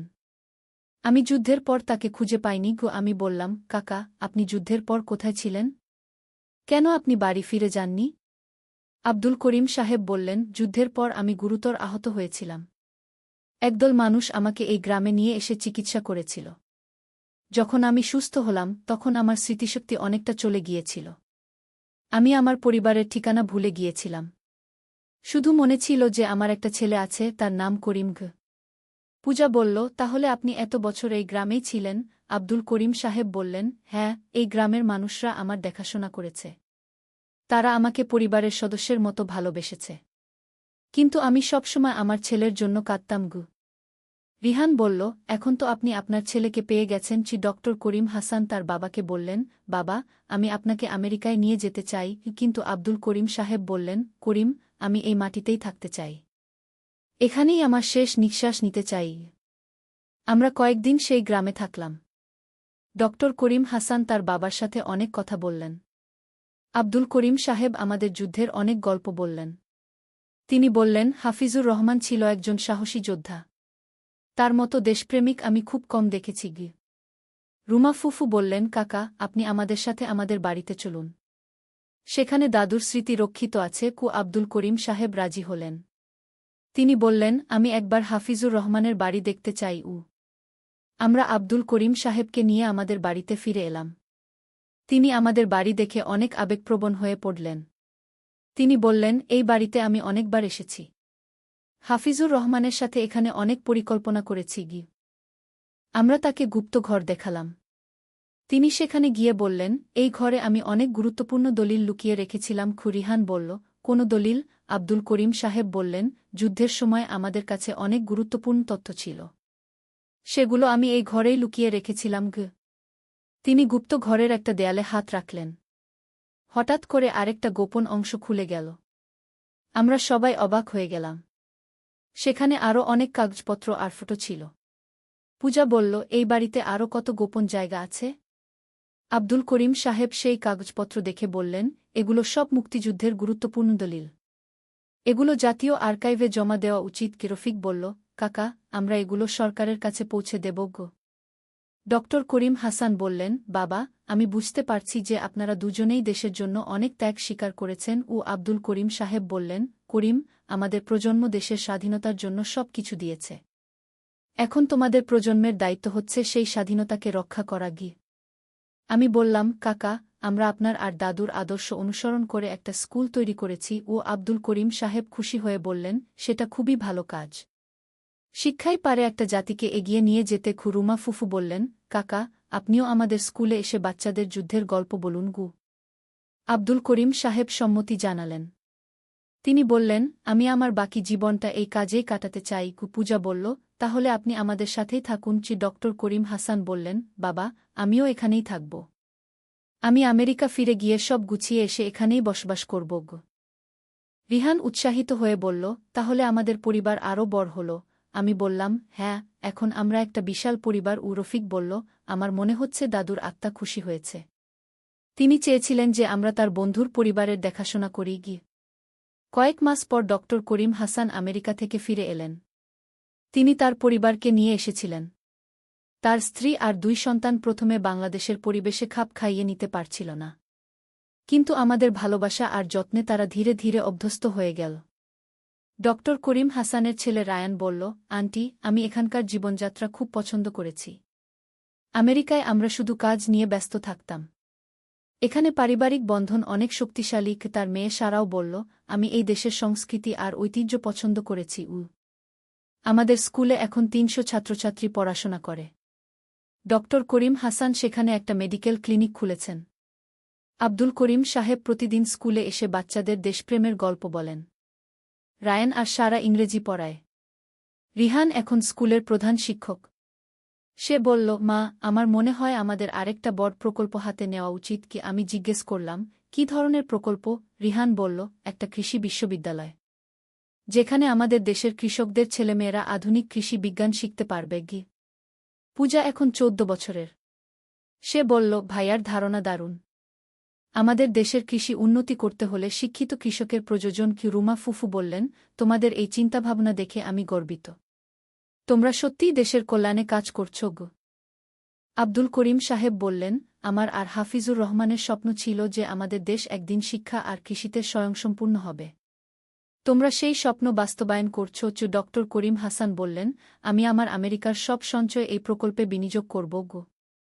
আমরা সবাই মিলে আলোচনা করে ঠিক করলাম যে আমরা একটা কৃষি বিশ্ববিদ্যালয় প্রতিষ্ঠা করব। রফিক বলল, আমাদের কাছে যে জমি আছে সেখানেই আমরা এটা তৈরি করতে পারি। আমি বললাম, এর নাম হবে মুক্তিযোদ্ধা কৃষি বিশ্ববিদ্যালয়। কাজ শুরু করার কয়েক সপ্তাহ পর আরেকটি আশ্চর্যজনক ঘটনা ঘটল। একদিন আমাদের স্কুলে একটি বিদেশি প্রতিনিধিদল এলো। তারা জাপান থেকে এসেছিল। তাদের নেতা বললেন, আমরা আপনাদের স্কুলের কথা শুনেছি। আমাদের সরকার আপনাদের সাহায্য করতে চায়। রিহান অবাক হয়ে বলল, কেন আপনারা আমাদের সাহায্য করতে চান? জাপানি প্রতিনিধি বললেন, আমরা জানি যে বাংলাদেশের মুক্তিযুদ্ধ ছিল একটি মহৎ সংগ্রাম। আমরা সেই সংগ্রামের সন্তানদের সাহায্য করতে চাই। পূজা বলল, আপনারা কি ধরনের সাহায্য করতে চান? জাপানি প্রতিনিধি বললেন, আমরা আপনাদের কৃষি বিশ্ববিদ্যালয়ের জন্য আধুনিক যন্ত্রপাতি আর প্রযুক্তি সাহায্য করব। আমাদের দেশের অভিজ্ঞ কৃষিবিজ্ঞানীরা এসে আপনাদের পড়াবেন। আব্দুল করিম সাহেব কেঁদে ফেললেন। তিনি বললেন, আমি কখনো ভাবিনি যে আমাদের মুক্তিযুদ্ধের স্বীকৃতি বিদেশেও পৌঁছেছে। ডক্টর করিম হাসান বললেন, বাবা, আপনাদের ত্যাগ বৃথা যায়নি। আজ পুরো বিশ্ব বাংলাদেশের মুক্তিযোদ্ধাদের সম্মান করে। কি? রুমা ফুফু বললেন, আমি জীবনে এত খুশি আর কখনো হইনি। আমাদের পরিবারের ছোট একটা উদ্যোগ আজ আন্তর্জাতিক স্বীকৃতি পেয়েছে। আমি বললাম, এই সব কিছুর পেছনে আছে আমাদের পারিবারিক ঐক্য আর দাদুর আশীর্বাদ। জাপানি সাহায্যে আমাদের কৃষি বিশ্ববিদ্যালয়ের কাজ দ্রুত এগিয়ে চল। 6 মাসের মধ্যে একটা আধুনিক ক্যাম্পাস তৈরি হল। সেখানে 500 শিক্ষার্থী ভর্তি হল। রিহান বিশ্ববিদ্যালয়ের উপাচার্য নিযুক্ত হল। রায়ান এবং সারা তাদের আমেরিকান ডিগ্রি নিয়ে আমাদের বিশ্ববিদ্যালয়ে পড়ানো শুরু করল। রায়ান বলল, আমি এখন বুঝতে পারছি যে আমার প্রকৃত পরিচয় এই মাটিতেই। সারা বলল, আমি আমার পরবর্তী প্রজন্মকে এই দেশেই গড়ে তুলতে চাই। পূজা এখন উচ্চ মাধ্যমিক পাস করেছে। সে আমাদের কৃষি বিশ্ববিদ্যালয়ে ভর্তি হয়েছে।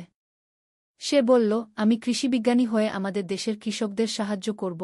আব্দুল করিম সাহেব তাকে আশীর্বাদ করে বললেন, পূজা, তুমি আমাদের স্বপ্নের উত্তরাধিকারী। একদিন সকালে একটা দুঃখজনক খবর এলো। আব্দুল করিম সাহেব অসুস্থ হয়ে পড়েছেন।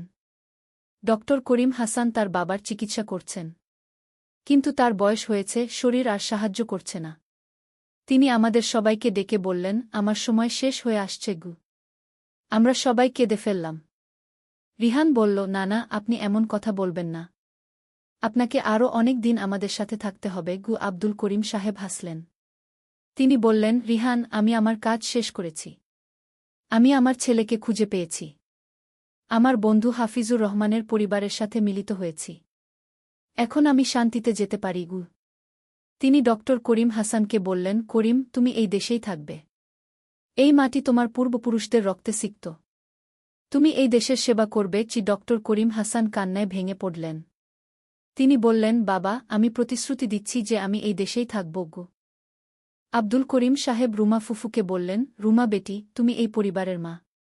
তুমি সবাইকে দেখাশোনা করবে। রুমা ফুফু কেঁদে বললেন, কাকা, আমি আপনার আশীর্বাদ চাই। তিনি রুমা ফুফুর মাথায় হাত রেখে দোয়া করলেন। তিনি আমাকে বললেন, মিথিলা, তুমি একজন আদর্শ মা। তোমার সন্তানরা এই দেশের গর্ব হবে। পূজাকে বললেন, পূজা, তুমি আমাদের পরিবারের ভবিষ্যৎ। তুমি এই দেশকে এগিয়ে নিয়ে যাবে। রফিককে বললেন, রফিক, তুমি তোমার বাবার যোগ্য সন্তান। তুমি এই পরিবারের অভিভাবক। সবার শেষে তিনি রিহানকে বললেন, রিহান, তুমি আমাদের স্বপ্নের ধারক। তুমি এই শিক্ষা প্রতিষ্ঠানকে আরও বড় করবে। তুমি এই দেশের লক্ষ লক্ষ শিক্ষার্থীর জীবন পরিবর্তন করবে। সেই রাতেই আব্দুল করিম সাহেব শান্তিতে ঘুমিয়ে গেলেন। তিনি আর জাগলেন না। আমাদের সবার মন ভেঙে গেল। কিন্তু আমরা জানতাম যে তিনি তার জীবনের সবচেয়ে বড় ইচ্ছা পূরণ করে গিয়েছেন। তিনি তার ছেলেকে খুঁজে পেয়েছিলেন এবং তার বন্ধুর পরিবারের সাথে মিলিত হয়েছিলেন। আব্দুল করিম সাহেবের মৃত্যুর পর আমরা আরও দৃঢ়ভাবে তার স্বপ্ন পূরণে কাজ করতে লাগলাম। ডক্টর করিম হাসান একটা হাসপাতাল প্রতিষ্ঠা করলেন। রিহান শিক্ষা সম্প্রসারণে কাজ করতে লাগল। পূজা তার পড়াশোনা শেষ করে কৃষি গবেষণায় নিয়োজিত হল। 5 বছর পর আমাদের প্রতিষ্ঠানগুলো দেশব্যাপী পরিচিতি পেল। আমাদের স্কুল আর বিশ্ববিদ্যালয়ের স্নাতকরা দেশের বিভিন্ন ক্ষেত্রে গুরুত্বপূর্ণ অবদান রাখতে লাগল। সরকার আমাদের কাজের স্বীকৃতি দিয়ে জাতীয় পুরস্কার দিল। রিহান এখন 30 বছরের যুবক। সে বিয়ে করেছে একজন শিক্ষিতা মেয়েকে, যে আমাদের বিশ্ববিদ্যালয়েরই স্নাতক। পূজা এখন 22 বছরের। সেও একজন কৃষিবিজ্ঞানীকে বিয়ে করেছে। আমাদের পরিবার আরও বিস্তৃত হয়েছে। একদিন আমি একা বসে ভাবছিলাম, এই 10 বছরে আমাদের জীবনে কত পরিবর্তন হয়েছে। সেই বৃষ্টির দিনে রিহানের একটা মজার কথা থেকে শুরু হয়ে নদীর ধারে সেই গা। প্রথম অধ্যায়, শুরুজাত। পদ্মা নদীর ধারে একটা ছোট্ট গ্রাম ছিল, নাম তার রূপসী গ্রাম। গ্রামের নাম শুনলেই মনে হতো কত সুন্দর হবে। আর সত্যিই গ্রামটা ছিল অপূর্ব সুন্দর। সবুজ ধানক্ষেত, নারিকেল আর সুপারি গাছের সারি, আর নদীর শীতল হাওয়া, সব মিলিয়ে এক স্বর্গের মতো জায়গা। এই গ্রামেই থাকত একটা ছেলে, নাম তার আলম। বয়স তখন 17 কি 18 হবে। ফর্সা রং, লম্বা চুল, আর চোখে একটা স্বপ্ন, বড় হয়ে সে লেখক হবে। প্রতিদিন সন্ধ্যায় নদীর ধারে বসে সে লিখত তার ডায়েরিতে। কখনো কবিতা, কখনো গল্প, কখনো শুধু মনের কথা। আলমের বাবা মোক্তার সাহেব ছিলেন গ্রামের স্কুলের প্রধান শিক্ষক। মা রহিমা বেগম ছিলেন একজন নরম মনের মহিলা, যিনি সবসময় সবার জন্য রান্না করতেন। তাদের ছোট্ট টিনের চালের বাড়িটা ছিল গ্রামের মাঝখানে। আলমের একটা ছোট বোন ছিল, সামিয়া। বয়স তার 10 বছর। চঞ্চল, দুষ্টু, কিন্তু খুব মিষ্টি। সে সবসময় ভাইয়ের পিছন পিছন ঘুরত। ভাইয়া, আমাকে নিয়ে চলো না। এই ছিল তার প্রিয় সংলাপ। দ্বিতীয় অধ্যায়, নতুন প্রতিবেশী। একদিন গ্রামে নতুন একটা পরিবার এলো। তারা ঢাকা থেকে এসেছিল। বাবা একজন সরকারি চাকরিজীবী, বদলি হয়ে এই উপজেলায় এসেছেন। তাদের সাথে ছিল একটা মেয়ে, নাম তার তানিয়া। তানিয়া ছিল আলমের সমবয়সী। লম্বা চুল, বড় বড় চোখ, আর মুখে সবসময় একটা হাসি। সে ছিল খুবই পড়ুয়া। বই পড়তে তার খুব ভালো লাগত। প্রথম দিন যখন সে গ্রামের স্কুলে ভর্তি হল, তখন সবাই অবাক হয়ে তাকে দেখছিল। শহুরে মেয়ে, কিন্তু কোনো অহংকার নেই। আলম আর তানিয়ার প্রথম দেখা হয়েছিল স্কুলের লাইব্রেরিতে। দুজনেই একই বই খুঁজছিল, রবীন্দ্রনাথের গোরা গু। তুমিও রবীন্দ্রনাথ পড়ো? আলম জিজ্ঞেস করেছিল। হ্যাঁ, আমার খুব প্রিয়। তুমি? তানিয়া হেসে জবাব দিয়েছিল। সেই থেকে তাদের বন্ধুত্ব শুরু। প্রতিদিন স্কুলে, লাইব্রেরিতে, আর কখনো কখনো নদীর ধারে বসে তারা গল্প করত। সাহিত্য নিয়ে, জীবন নিয়ে, স্বপ্ন নিয়ে। তৃতীয় অধ্যায়, স্বপ্নের কথা। একদিন সন্ধ্যায় নদীর ধারে বসে আলম তানিয়াকে বলল, জানো, আমি বড় হয়ে লেখক হতে চাই। এমন গল্প লিখব যেগুলো মানুষের মন ছুঁয়ে যাবে গু। তানিয়া মৃদু হেসে বলল, তুমি পারবে। তোমার লেখার হাত খুব ভালো। তুমি যা লিখো তাতে আন্তরিকতা আছে গি। তুমি কি হতে চাও? আলম জিজ্ঞেস করল। আমি শিক্ষিকা হতে চাই। গ্রামের মেয়েদের পড়াতে চাই। দেখো না, এখানে কত মেয়ে স্কুলেই যায় না। আমি চাই সবাই পড়াশোনা করুক। তানিয়ার কথা শুনে আলম অবাক হল। এতটা সরল, এতটা নিঃস্বার্থ স্বপ্ন। তুমি সত্যিই অসাধারণ, আলম বলল। তানিয়া লজ্জা পেয়ে বলল, আরে না, আমি সাধারণ। তবে হ্যাঁ, আমি মানুষের জন্য কিছু করতে চাই। সেদিন থেকে আলমের মনে তানিয়ার জন্য একটা বিশেষ জায়গা তৈরি হল। সে বুঝতে পারছিল না এটা কি অনুভূতি, কিন্তু তানিয়াকে না দেখলে তার দিন ভালো যেত না। চতুর্থ অধ্যায়, বর্ষাকাল। বর্ষা এল। পদ্মা নদী ফুলে ফেপে উঠল। চারিদিকে পানি আর পানি। স্কুল বন্ধ হয়ে গেল। বৃষ্টি থামার নাম নেই। একদিন সন্ধ্যায় আলম দেখল তানিয়া তাদের বাড়ির সামনে দাঁড়িয়ে আছে, ভিজে একদম। কি হয়েছে? এভাবে বৃষ্টিতে ভিজে আসলে কেন? আলম চিন্তিত হয়ে জিজ্ঞেস করল। আমার বই। আমার প্রিয় বইটা। আমি নদীর ধারে রেখে এসেছিলাম। পানিতে ভেসে যাবে কি? তানিয়া কাঁদো কাঁদো স্বরে বলল। আলম কিছু না ভেবে ছাতা নিয়ে বেরিয়ে পড়ল। বৃষ্টি তখন মুষলধারে পড়ছে। সে নদীর ধারে গিয়ে দেখল তানিয়ার বইটা একটা পাথরের নিচে চাপা পড়ে আছে, কিন্তু পানি প্রায় সেখানে পৌঁছে গেছে। সে দ্রুত বইটা তুলে নিল। সৌভাগ্যবশত বইটা পুরোপুরি ভিজেনি। সে তার শার্টের ভিতরে বইটা লুকিয়ে বাড়ি ফিরল। তানিয়া যখন বইটা পেল, তার চোখে পানি এসে গেল। তুমি এতটা করলে আমার জন্য? তুমি আমার বন্ধু। বন্ধুর জন্য এটুকু তো করাই যায়, আলম হেসে বলল। সেদিন থেকে তানিয়াও বুঝতে পারল, আলম তার কাছে শুধু একজন বন্ধু নয়, আরও বেশি কিছু। পঞ্চম অধ্যায়, গ্রামের মেলা। শরৎকাল এল। গ্রামে বড় মেলা বসল। নৌকা বাইচ, পুতুল নাচ, জারি গান, কত কিছু। সারা গ্রামে উৎসবের আমেজ। আলম আর তানিয়া একসাথে মেলা ঘুরছিল। স্বামীয়াও ছিল তাদের সাথে। সে দুষ্টুমি করে বলল, ভাইজা, তানিয়া আপু তোমার বউ হবে? আলম আর তানিয়া দুজনেই লজ্জা পেয়ে গেল। আলম স্বামীয়াকে বকা দিল, কিন্তু মনে মনে সে ভাবছিল, সত্যিই তো, তানিয়াকে ছাড়া তার জীবন অসম্পূর্ণ মনে হয়। মেলায় একটা পুতুলের দোকানে তানিয়া একটা সুন্দর পুতুল দেখে মুগ্ধ হয়ে গেল। কিন্তু দাম শুনে হতাশ হল, 50 টাকা। তার কাছে এত টাকা ছিল না। আলম চুপি চুপি পুতুলটা কিনে নিল। মেলা শেষে যখন বাড়ি ফিরছিল, তখন সে তানিয়াকে পুতুলটা দিল। এটা তুমি আমার জন্য? তানিয়া অবাক হয়ে বলল। তুমি যেটা চেয়েছিলে সেটা তোমার হওয়া উচিত কি? আলম মৃদু হেসে বলল। তানিয়া পুতুলটা বুকে জড়িয়ে ধরল। ধন্যবাদ, আলম। তুমি সত্যিই খুব ভালো। সেদিন রাতে আলম তার ডায়েরিতে লিখল, আজ আমি বুঝেছি ভালোবাসা কাকে বলে। যাকে দেখলে বুক ভরে যায়, যার জন্য নিজের সবকিছু দিয়ে দিতে ইচ্ছা করে, সেই তো ভালোবাসা। ষষ্ঠ অধ্যায়, সংকট। কিন্তু জীবন তো সবসময় সুখের থাকে না। একদিন আলমের বাবা হঠাৎ অসুস্থ হয়ে পড়লেন। ডাক্তার বলল তাকে ঢাকায় নিয়ে যেতে হবে ভালো চিকিৎসার জন্য। আলম দুশ্চিন্তায় পড়ে গেল। ঢাকায় যেতে হলে অনেক টাকা লাগবে। তাদের পরিবার তো সচ্ছল নয়। তানিয়া যখন এ খবর পেল, সে তার বাবাকে বলল। তানিয়ার বাবা একজন ভালো মানুষ ছিলেন। তিনি আলমের বাবার চিকিৎসার জন্য টাকা দিতে রাজি হলেন। না না, এভাবে আমরা নিতে পারব না, মোক্তার সাহেব বললেন। আপনি আমার মেয়ের শিক্ষকের বাবা। আমার দায়িত্ব আপনার সেবা করা, তানিয়ার বাবা বললেন। শেষ পর্যন্ত আলমের বাবাকে ঢাকায় নিয়ে যাওয়া হল। আলম আর তার মা তার সাথে গেল। সামিয়া থেকে গেল গ্রামে তানিয়াদের বাড়িতে। ঢাকায় থাকতে হল প্রায় 1 মাস। সেই 1 মাস আলম প্রতিদিন তানিয়াকে চিঠি লিখত। মোবাইল ফোন তো তখন সবার ছিল না। চিঠি ছিল যোগাযোগের মাধ্যম। তানিয়াও প্রতিদিন চিঠির অপেক্ষায় থাকত। আলমের চিঠি পড়ে সে বুঝতে পারত আলম কতটা কষ্টে আছে, কতটা দুশ্চিন্তায় আছে। সে নিজেও আলমের জন্য দোয়া করত। 7ম অধ্যায়, ফিরে আসা। অবশেষে মোক্তার সাহেব সুস্থ হয়ে উঠলেন। ডাক্তার বললেন এখন তিনি বাড়ি যেতে পারবেন। কিন্তু সতর্ক থাকতে হবে। যেদিন আলম গ্রামে ফিরল সেদিন পুরো গ্রাম খুশিতে আত্মহারা। সবাই মোক্তার সাহেবকে দেখতে এলো। তানিয়াও এলো সামিয়াকে নিয়ে। আলম তানিয়াকে দেখে বলল, তোমার চিঠিগুলো আমাকে শক্তি দিয়েছে।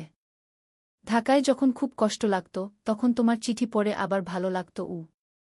আমি জানতাম তুমি ফিরে আসবে।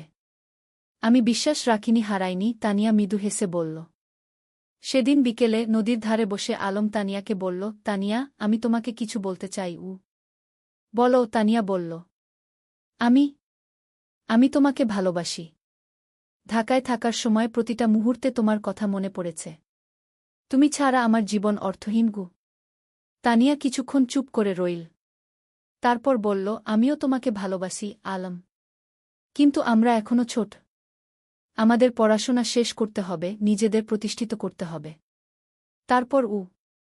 তারপর আমরা একসাথে থাকব। আলম তার কথা শেষ করল।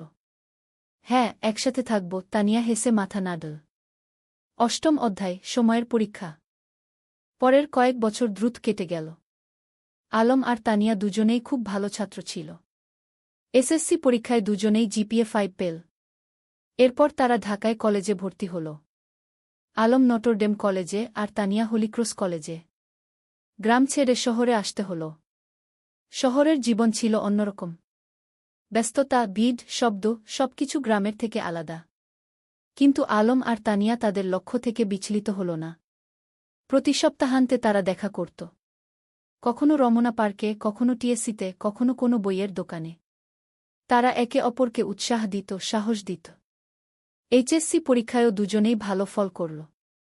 আলম ঢাকা বিশ্ববিদ্যালয়ে বাংলা সাহিত্যে ভর্তি হল আর তানিয়া শিক্ষা বিভাগে। কিন্তু বিশ্ববিদ্যালয়ের জীবনে নতুন চ্যালেঞ্জ এল। রাজনীতি, সেশনজট, আর্থিক সংকট, নানা সমস্যা।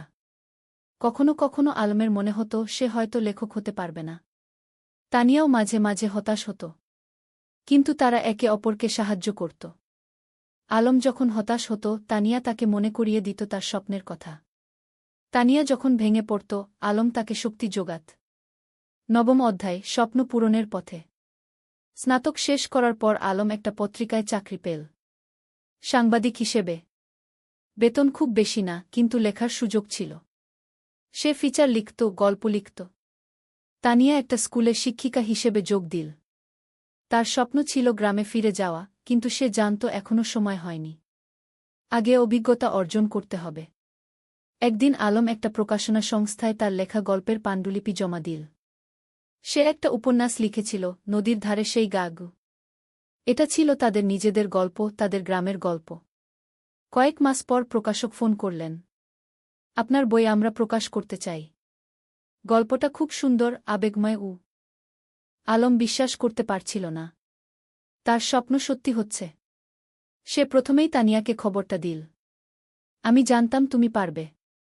তুমি তো সত্যিই লেখক। তানিয়া খুশিতে আটখানা। বইটা প্রকাশিত হওয়ার পর বেশ সাড়া পড়ে গেল। পাঠকরা ভালো সাড়া দিল। সমালোচকরাও প্রশংসা করল। 10ম অধ্যায়, ঘরে ফেরা। 5 বছর পর আলম আর তানিয়া সিদ্ধান্ত নিল তারা গ্রামে ফিরে যাবে। ঢাকায় তারা যা অর্জন করতে চেয়েছিল তা করেছে। এখন সময় এসেছে নিজেদের শেকডে ফিরে যাওয়ার। তারা বিয়ে করল। সাদামাটা অনুষ্ঠান, কিন্তু পূর্ণ আন্তরিকতায়। পুরো গ্রাম এসেছিল তাদের বিয়েতে। তোমরা আমাদের গর্ব, মোক্তার সাহেব আবেগে বললেন। বিয়ের পর তারা গ্রামেই থেকে গেল। আলম লেখালেখি চালিয়ে গেল। সে গ্রামের গল্প লিখত, সাধারণ মানুষের গল্প। তার বই পরপর সফল হতে লাগল। তানিয়া গ্রামে একটা স্কুল খুল বিনামূল্যে গরিব মেয়েদের পড়াতে লাগল। সে তার স্বপ্ন পূরণ করছিল। একাদশ অধ্যায়, নতুন প্রজন্ম।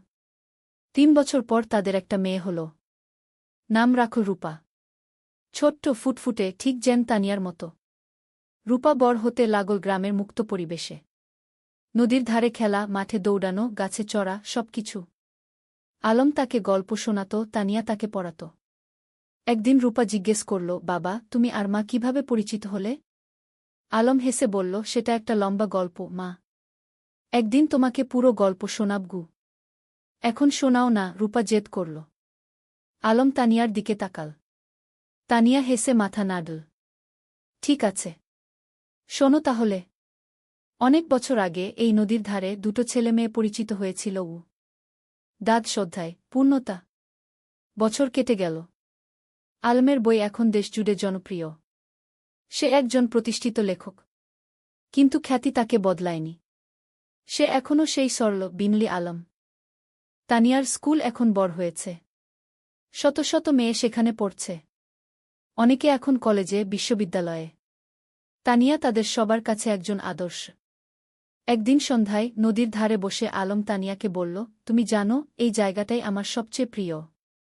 এখানেই আমরা প্রথম একসাথে বসেছিলাম, স্বপ্নের কথা বলেছিলাম। আর এখন সেই স্বপ্ন পূরণ হয়েছে, তানিয়া বলল। শুধু পূরণই না, আরও বেশি কিছু পেয়েছি।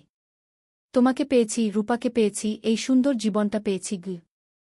রূপা তখন দৌড়ে এসে তাদের কোলে বসল। বাবা, আমি বড় হয়ে তোমার মতো লেখক হব। আলম হেসে মেয়ের মাথায় হাত বুলিয়ে দিল। তুমি যা হতে চাও তাই হবে মা। আমরা তোমার পাশে আছি।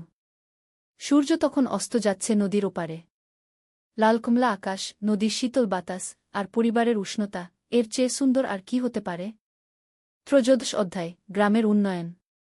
আলম আর তানিয়া শুধু নিজেদের নিয়েই ব্যস্ত ছিল না, তারা পুরো গ্রামের উন্নয়ন নিয়ে ভাবত। আলম তার লেখালেখি থেকে যা আয় করত, তার একটা অংশ গ্রামের উন্নয়নে ব্যয় করত। তারা গ্রামে একটা লাইব্রেরি খুল, হাজার হাজার বই নিয়ে। গ্রামের যে কেউ এসে বই পড়তে পারত।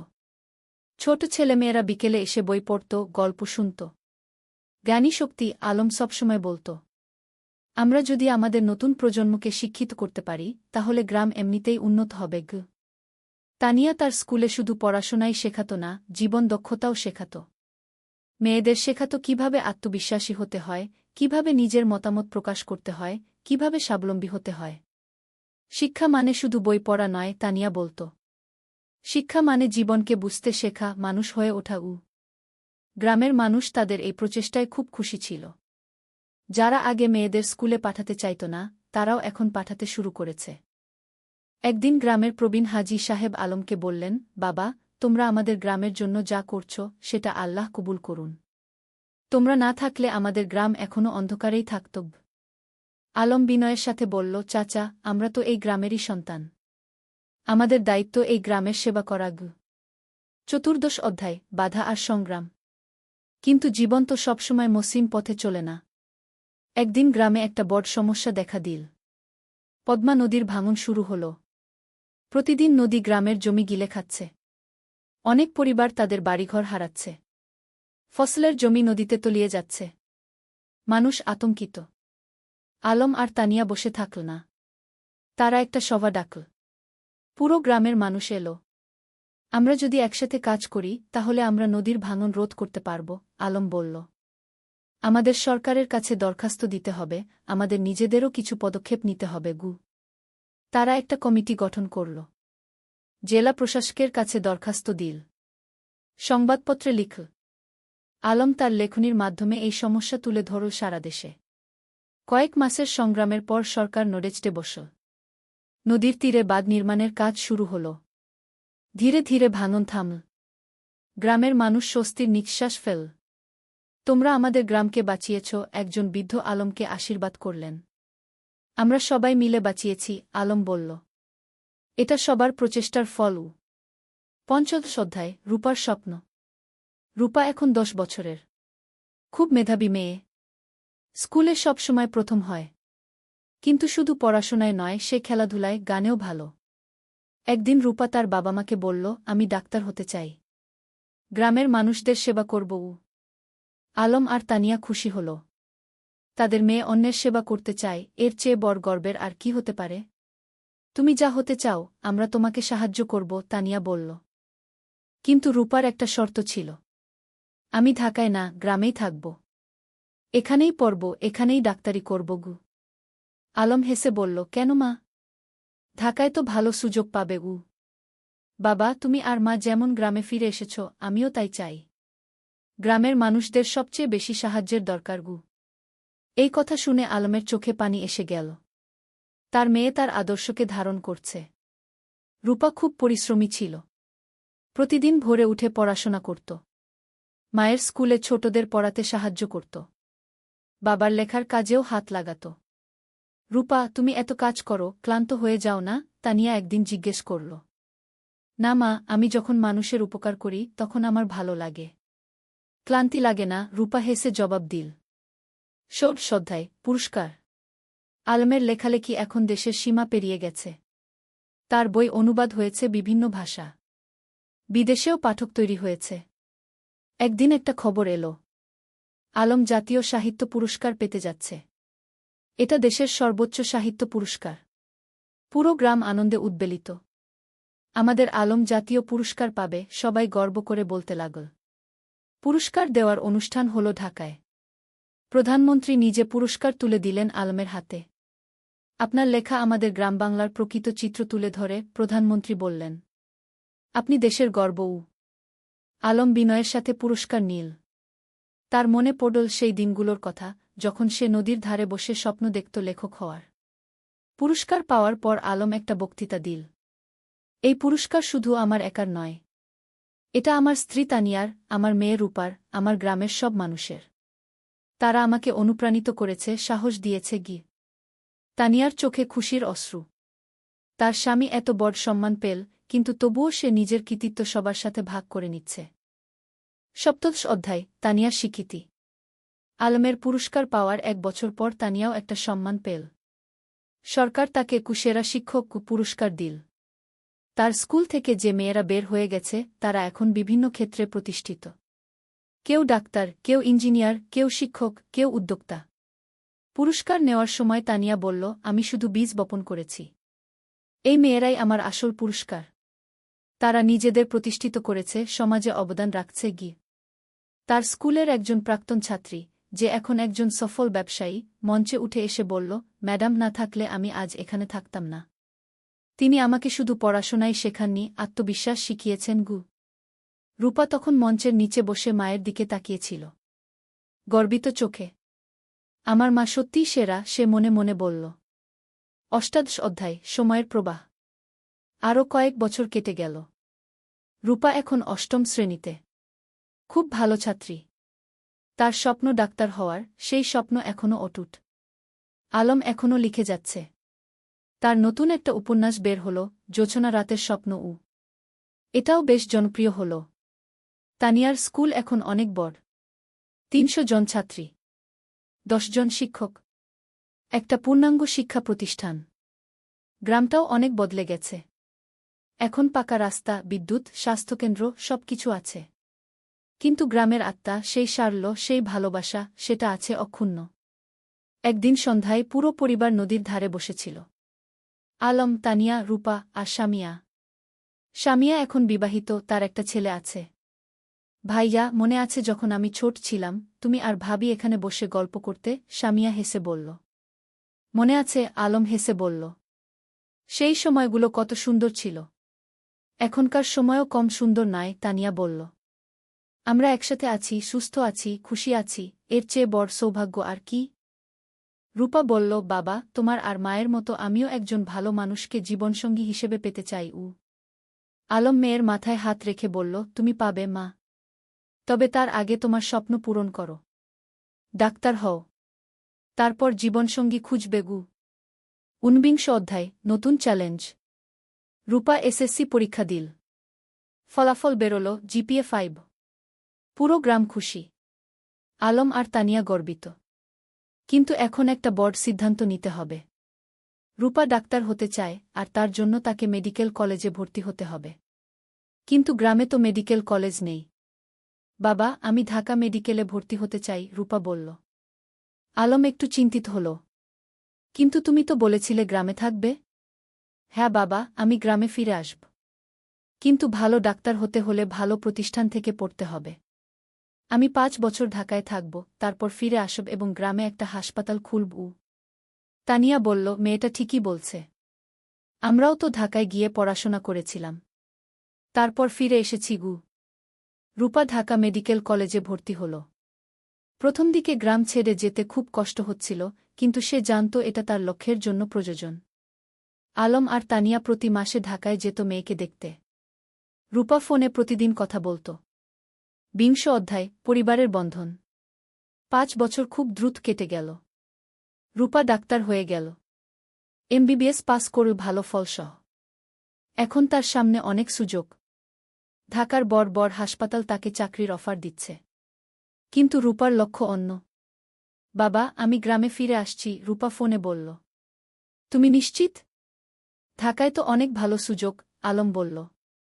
বাবা, আমার স্বপ্ন তো ঢাকায় বড় ডাক্তার হওয়া নয়। আমার স্বপ্ন গ্রামের মানুষের সেবা করা। রূপা গ্রামে ফিরে এলো। গ্রামের মানুষ তাকে মাথায় করে নিয়ে এলো। আমাদের নিজের ডাক্তার। সে একটা ছোট ক্লিনিক খুলল। বিনামূল্যে গরিব মানুষদের চিকিৎসা দিতে লাগল। যাদের সামর্থ্য আছে তারা দিত। যাদের নেই তাদের কাছ থেকে কিছু নিত না। তুমি কিভাবে চালাবে এভাবে? আলম একদিন জিজ্ঞেস করল। বাবা, তুমি তো লেখক হয়েছ মানুষের সেবা করার জন্য, মা শিক্ষিকা হয়েছে সেবার জন্য। আমিও তাই। টাকা পয়সা পরে দেখা যাবে। আলম মেয়েকে জড়িয়ে ধরল। তুমি আমাদের গর্ব। 21 অধ্যায়, নতুন সঙ্গী। রূপা যখন ক্লিনিকে ব্যস্ত তখন একদিন একজন তরুণ ডাক্তার এলো। তার নাম ফাহিম। সে ঢাকা থেকে এসেছে গ্রামাঞ্চলে স্বেচ্ছাসেবা করতে। ফাহিম আর রূপা একসাথে কাজ করতে লাগল। দুজনেই একই স্বপ্ন দেখে, গ্রামের মানুষের সেবা করা। ধীরে ধীরে তাদের মধ্যে বন্ধুত্ব হল। তারপর সেই বন্ধুত্ব ভালোবাসায় রূপান্তরিত হল। একদিন ফাহিম আলমের কাছে এলো। চাচা, আমি রূপাকে বিয়ে করতে চাই। আলম হেসে বলল, তুমি কি রূপাকে জিজ্ঞেস করেছ? হ্যাঁ, সে রাজি, ফাহিম লজ্জা পেয়ে বলল। তানিয়া খুশিতে আটখানা। আমার মেয়ে একজন ভালো মানুষ পেয়েছে। রূপা আর ফাহিমের বিয়ে হল। সাদামাটা কিন্তু আন্তরিক অনুষ্ঠান। পুরো গ্রাম এসেছিল। বিয়ের পর তারা দুজন মিলে ক্লিনিক চালাতে লাগল। তারা স্বপ্ন দেখে গ্রামে একটা বড় হাসপাতাল করার। 20 অধ্যায়, 3 প্রজন্ম। 2 বছর পর রূপার একটা ছেলে হল। নাম রাখল আয়ান। আলম আর তানিয়া দাদা-দাদি হল। দেখো আমাদের নাতি, আলম আবেগে বলল। তানিয়া শিশুটিকে কোলে নিয়ে বলল, এই শিশু আমাদের ভবিষ্যৎ। এর জন্যই তো আমরা এত কাজ করছি। এখন বাড়িতে 3 প্রজন্ম। আলমতানিয়া, রূপা, ফাহিম আর ছোট্ট আয়ান। প্রতিদিন সন্ধ্যায় তারা একসাথে বসে। আলম গল্প বলে, তানিয়া গান শোনায়, রূপা দিনের কাজের গল্প বলে। একদিন আয়ান যখন একটু বড় হল সে জিজ্ঞেস করল, দাদু তুমি কি করো? আলম হেসে বলল, আমি গল্প লিখি, নাতুগু। আমাকে একটা গল্প বলো না? ঠিক আছে, শোনো তাহলে। অনেক বছর আগে এই নদীর ধারে কে।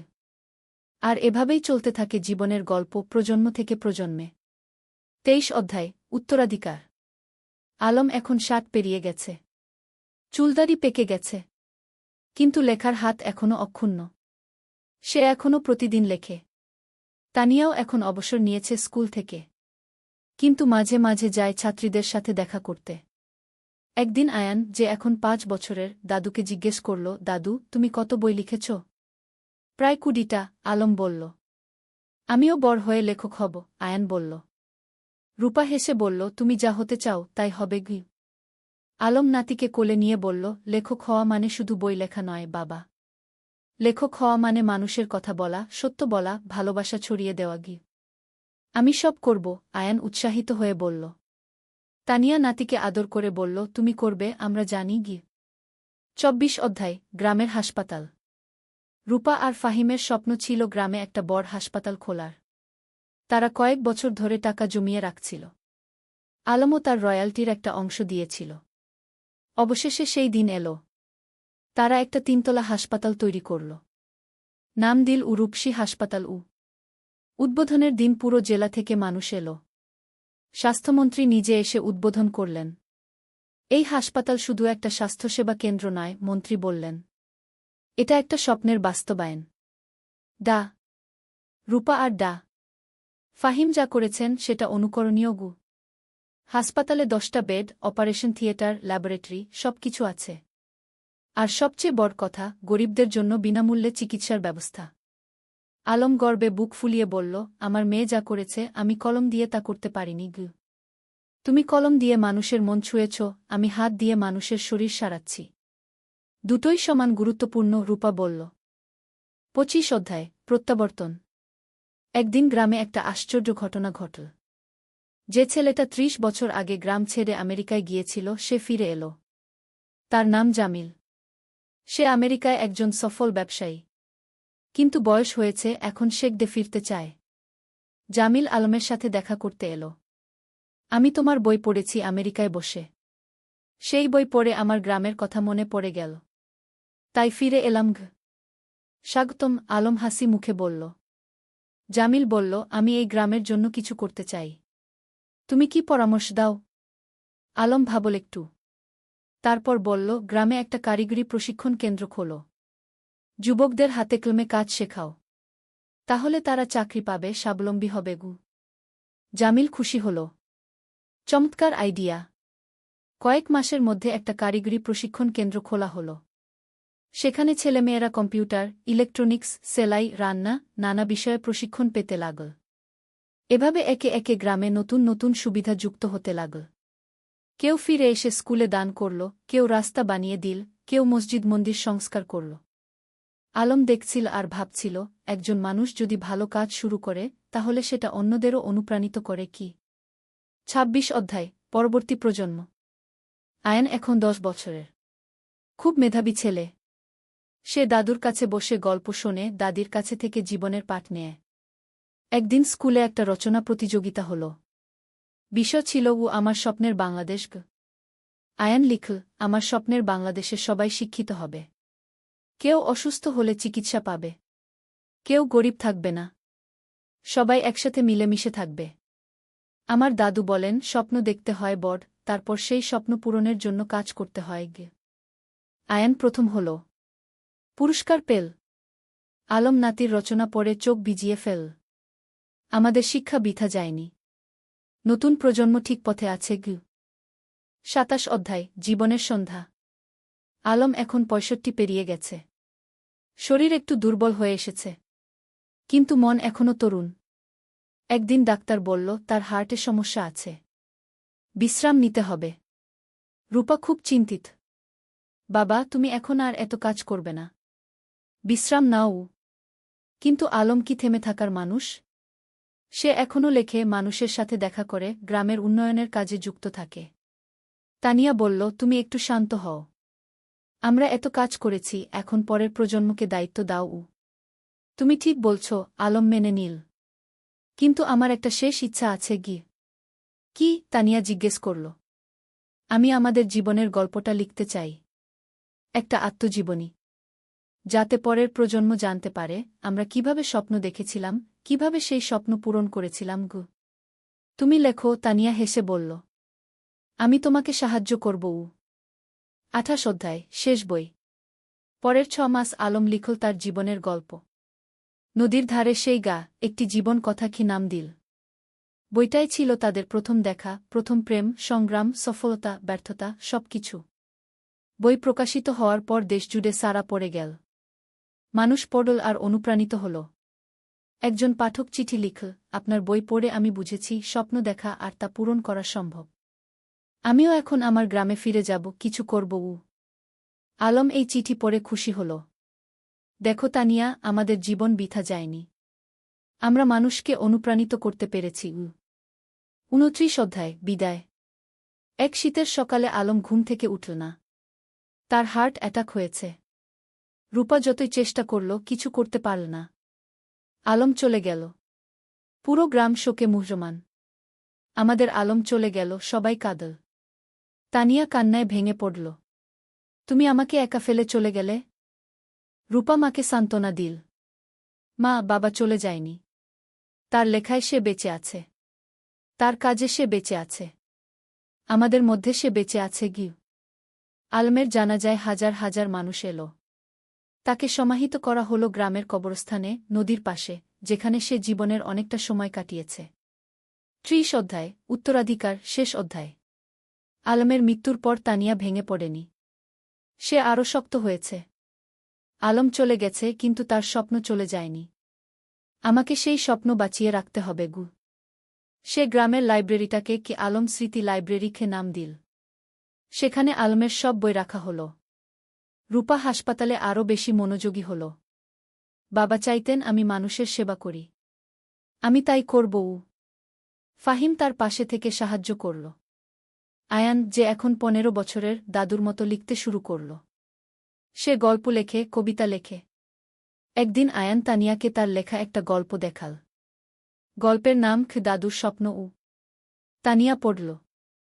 চোখে পানি এলো। তোমার দাদু বেঁচে আছে তোমার মধ্যে। বছরের পর বছর কেটে গেল। গ্রামটা আরও উন্নত হল। কিন্তু আলমকে কেউ ভুলল না। প্রতি বছর তার জন্মদিনে গ্রামে একটা সাহিত্য উৎসব হয়। তরুণ লেখকরা আসে, তাদের লেখা পড়ে। তানিয়া এখন ৮০ পেরিয়ে গেছে। কিন্তু এখনও প্রতিদিন স্কুলে যায়। ছাত্রীদের দেখে আসে। একদিন এক তরুণী তানিয়াকে জিজ্ঞেস করল, ম্যাডাম, আপনার আর আলম স্যারের গল্পটা কি সত্যি? তানিয়া হেসে বলল, হ্যাঁ, প্রতিটা শব্দ সত্যি। আমরা স্বপ্ন দেখেছিলাম, আর সেই স্বপ্ন পূরণ করেছিলাম। আমিও কি পারব? তরুণী জিজ্ঞেস করল। অবশ্যই পারবে, তানিয়া দৃঢ়তার সাথে বলল। শুধু স্বপ্ন দেখো, তারপর সেই স্বপ্ন পূরণের জন্য কাজ করো। আর কখনো হাল ছেড়ো না। সেদিন সন্ধ্যায় নদীর ধারে বসে তানিয়া আকাশের দিকে তাকাল। আলম, তুমি কি দেখছ? আমরা যা শুরু করেছিলাম তা এখনো চলছে। তোমার স্বপ্ন বেঁচে আছে। নদীর জল কুলকুল করে বয়ে যাচ্ছে। বাতাসে যেন আলমের কণ্ঠস্বর ভেসে এলো, আমি জানতাম তুমি পারবে। আমরা একসাথে এই স্বপ্ন দেখেছিলাম, তুমি তা বাঁচিয়ে রেখেছ। ধন্যবাদ, তানিয়া। তানিয়া হাসল। চোখে পানি, কিন্তু মুখে হাসি। ধন্যবাদ তোমাকে, আলম। তুমি আমার জীবনকে অর্থবহ করেছিলে। সমাপ্তি। এই ছিল আলম আর তানিয়ার গল্প। দুটো সাধারণ মানুষ, যারা অসাধারণ স্বপ্ন দেখেছিল।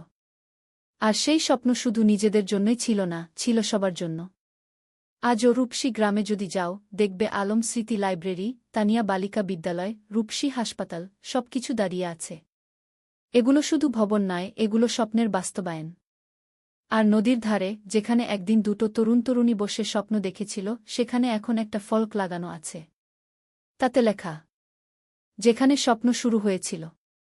আলম ও তানিয়া, দুই স্বপ্নদ্রষ্টা, দুই সেবক, যারা প্রমাণ করেছেন, স্বপ্ন দেখলে এবং কাজ করলে সবকিছুই সম্ভব। শিক্ষা, জীবনে স্বপ্ন দেখো বড়, তারপর সেই স্বপ্ন পূরণের জন্য নিরলসভাবে কাজ করো। নিজের জন্য নয়, সবার জন্য কিছু করার চেষ্টা করো। তাহলেই জীবন সার্থক হবে।